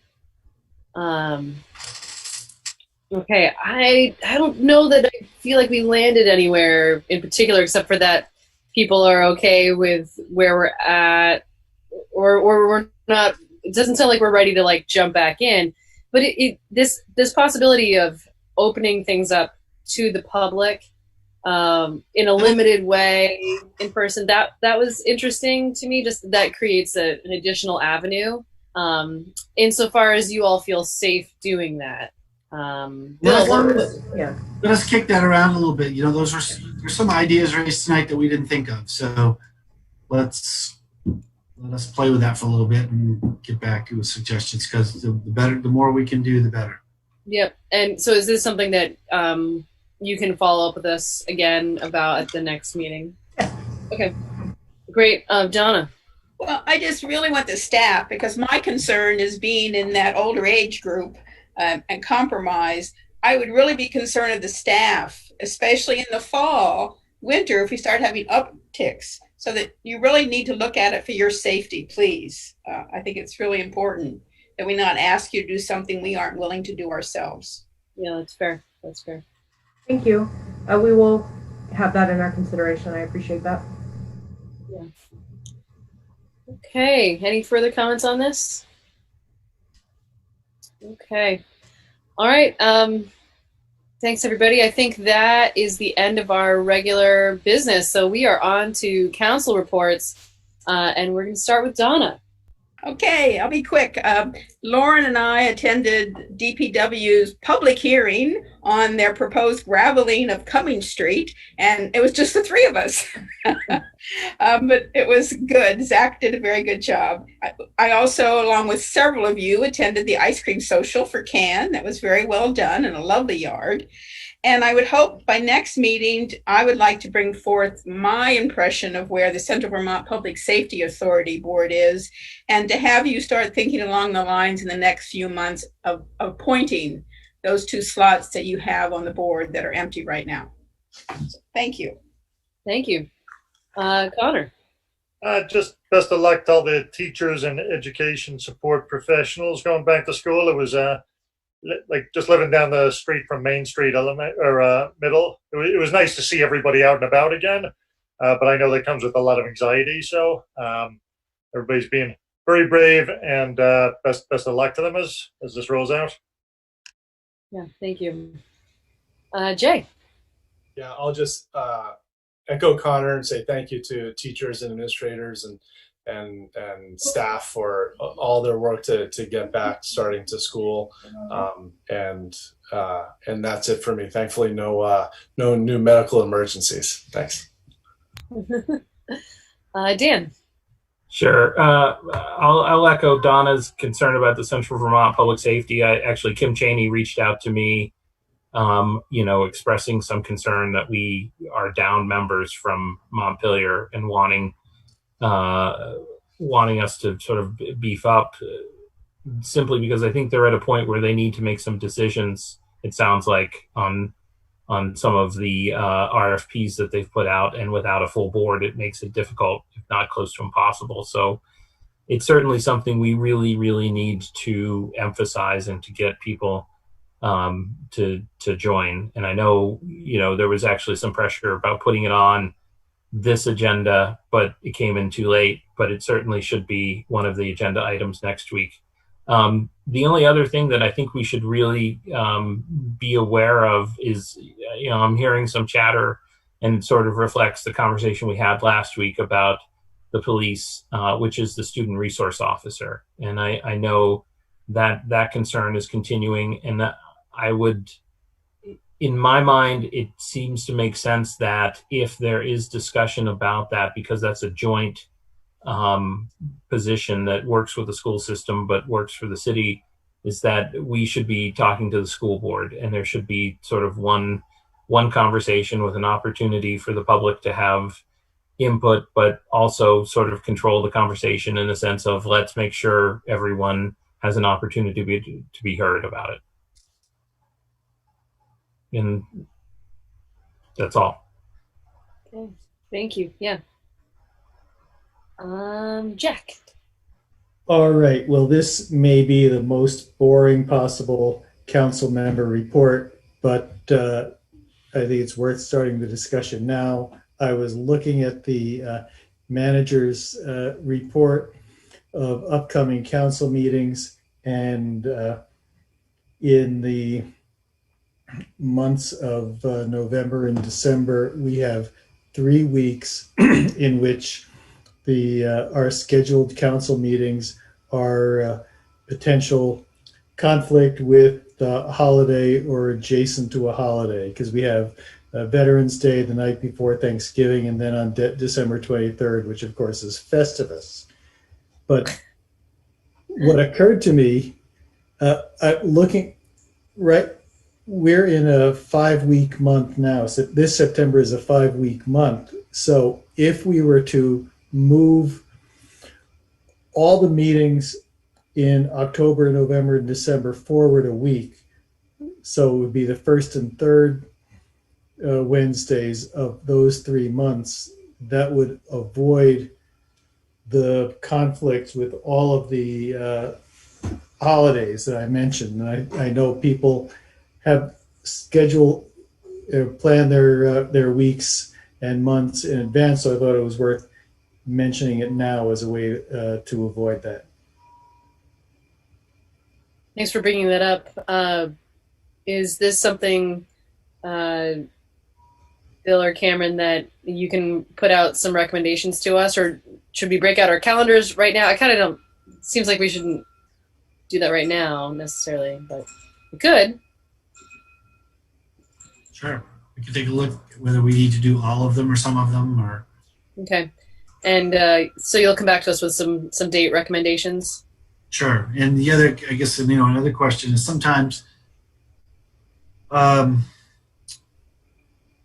especially with the November and December ones, we've been known to meet on a different night too, like a Monday night or something, if that works. Because we certainly wouldn't want to conflict with Festivus.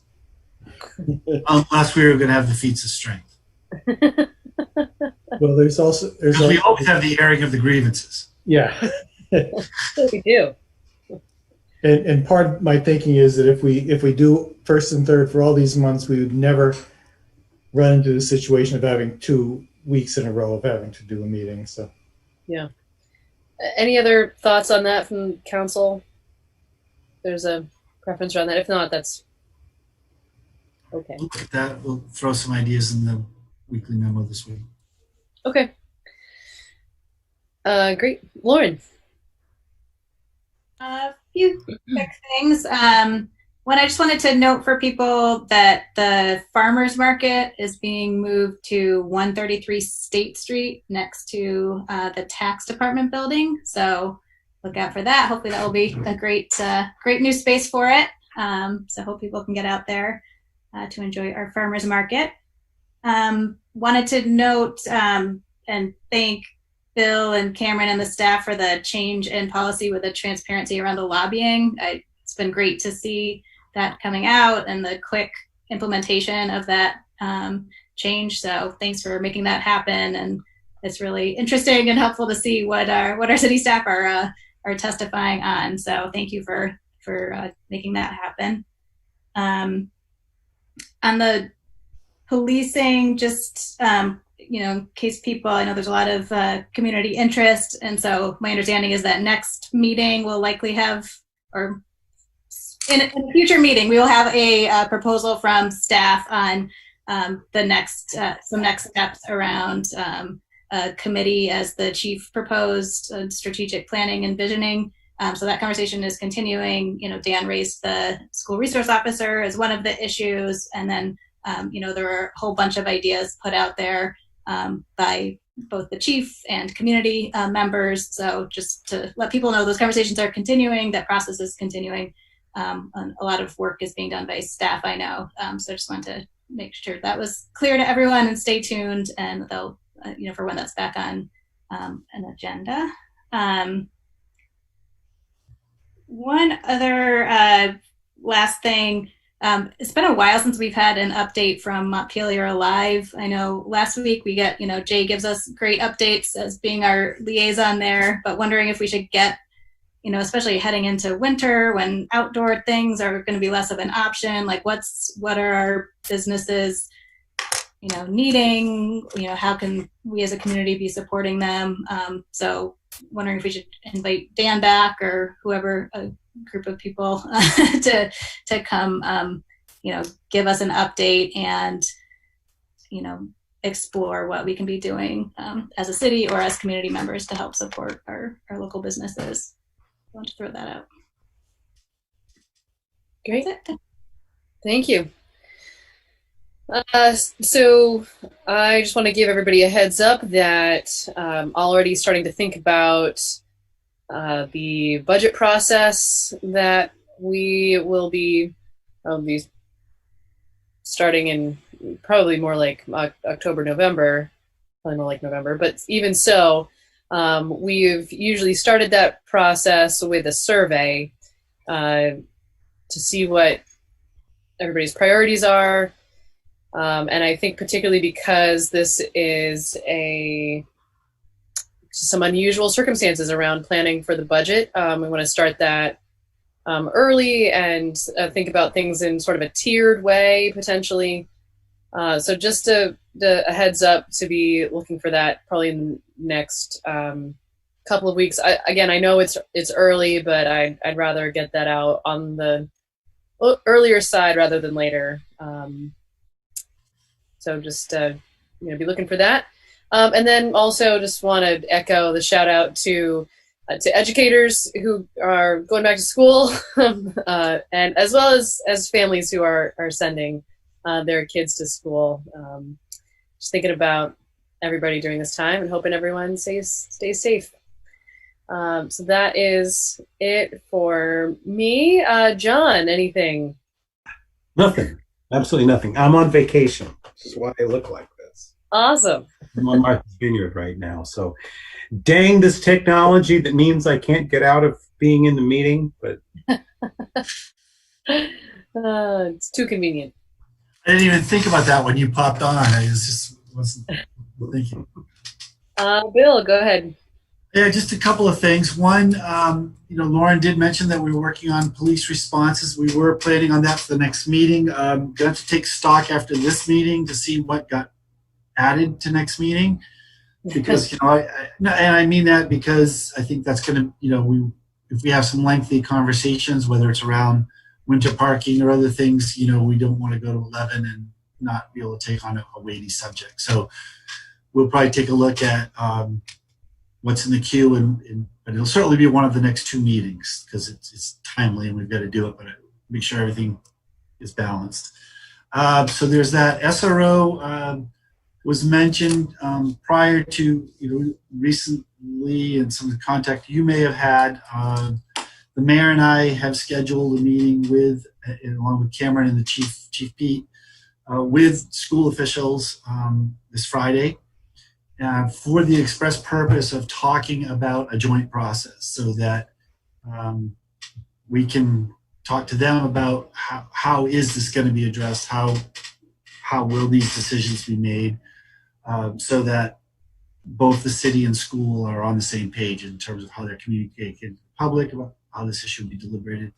We'll talk about, I don't know, maybe we'll talk about a joint meeting. Who knows what we'll talk about? But our goal is not so much to talk about the merits of the SRO as it is how will we together or on parallel tracks consider this issue. So that is on our minds as well. Quick question. At the last meeting, there was discussion and some apparent enthusiasm for some kind of COVID task force to really be looking at downtown and those kind of issues, but then there was no real conclusion to that, no motion, no sense of.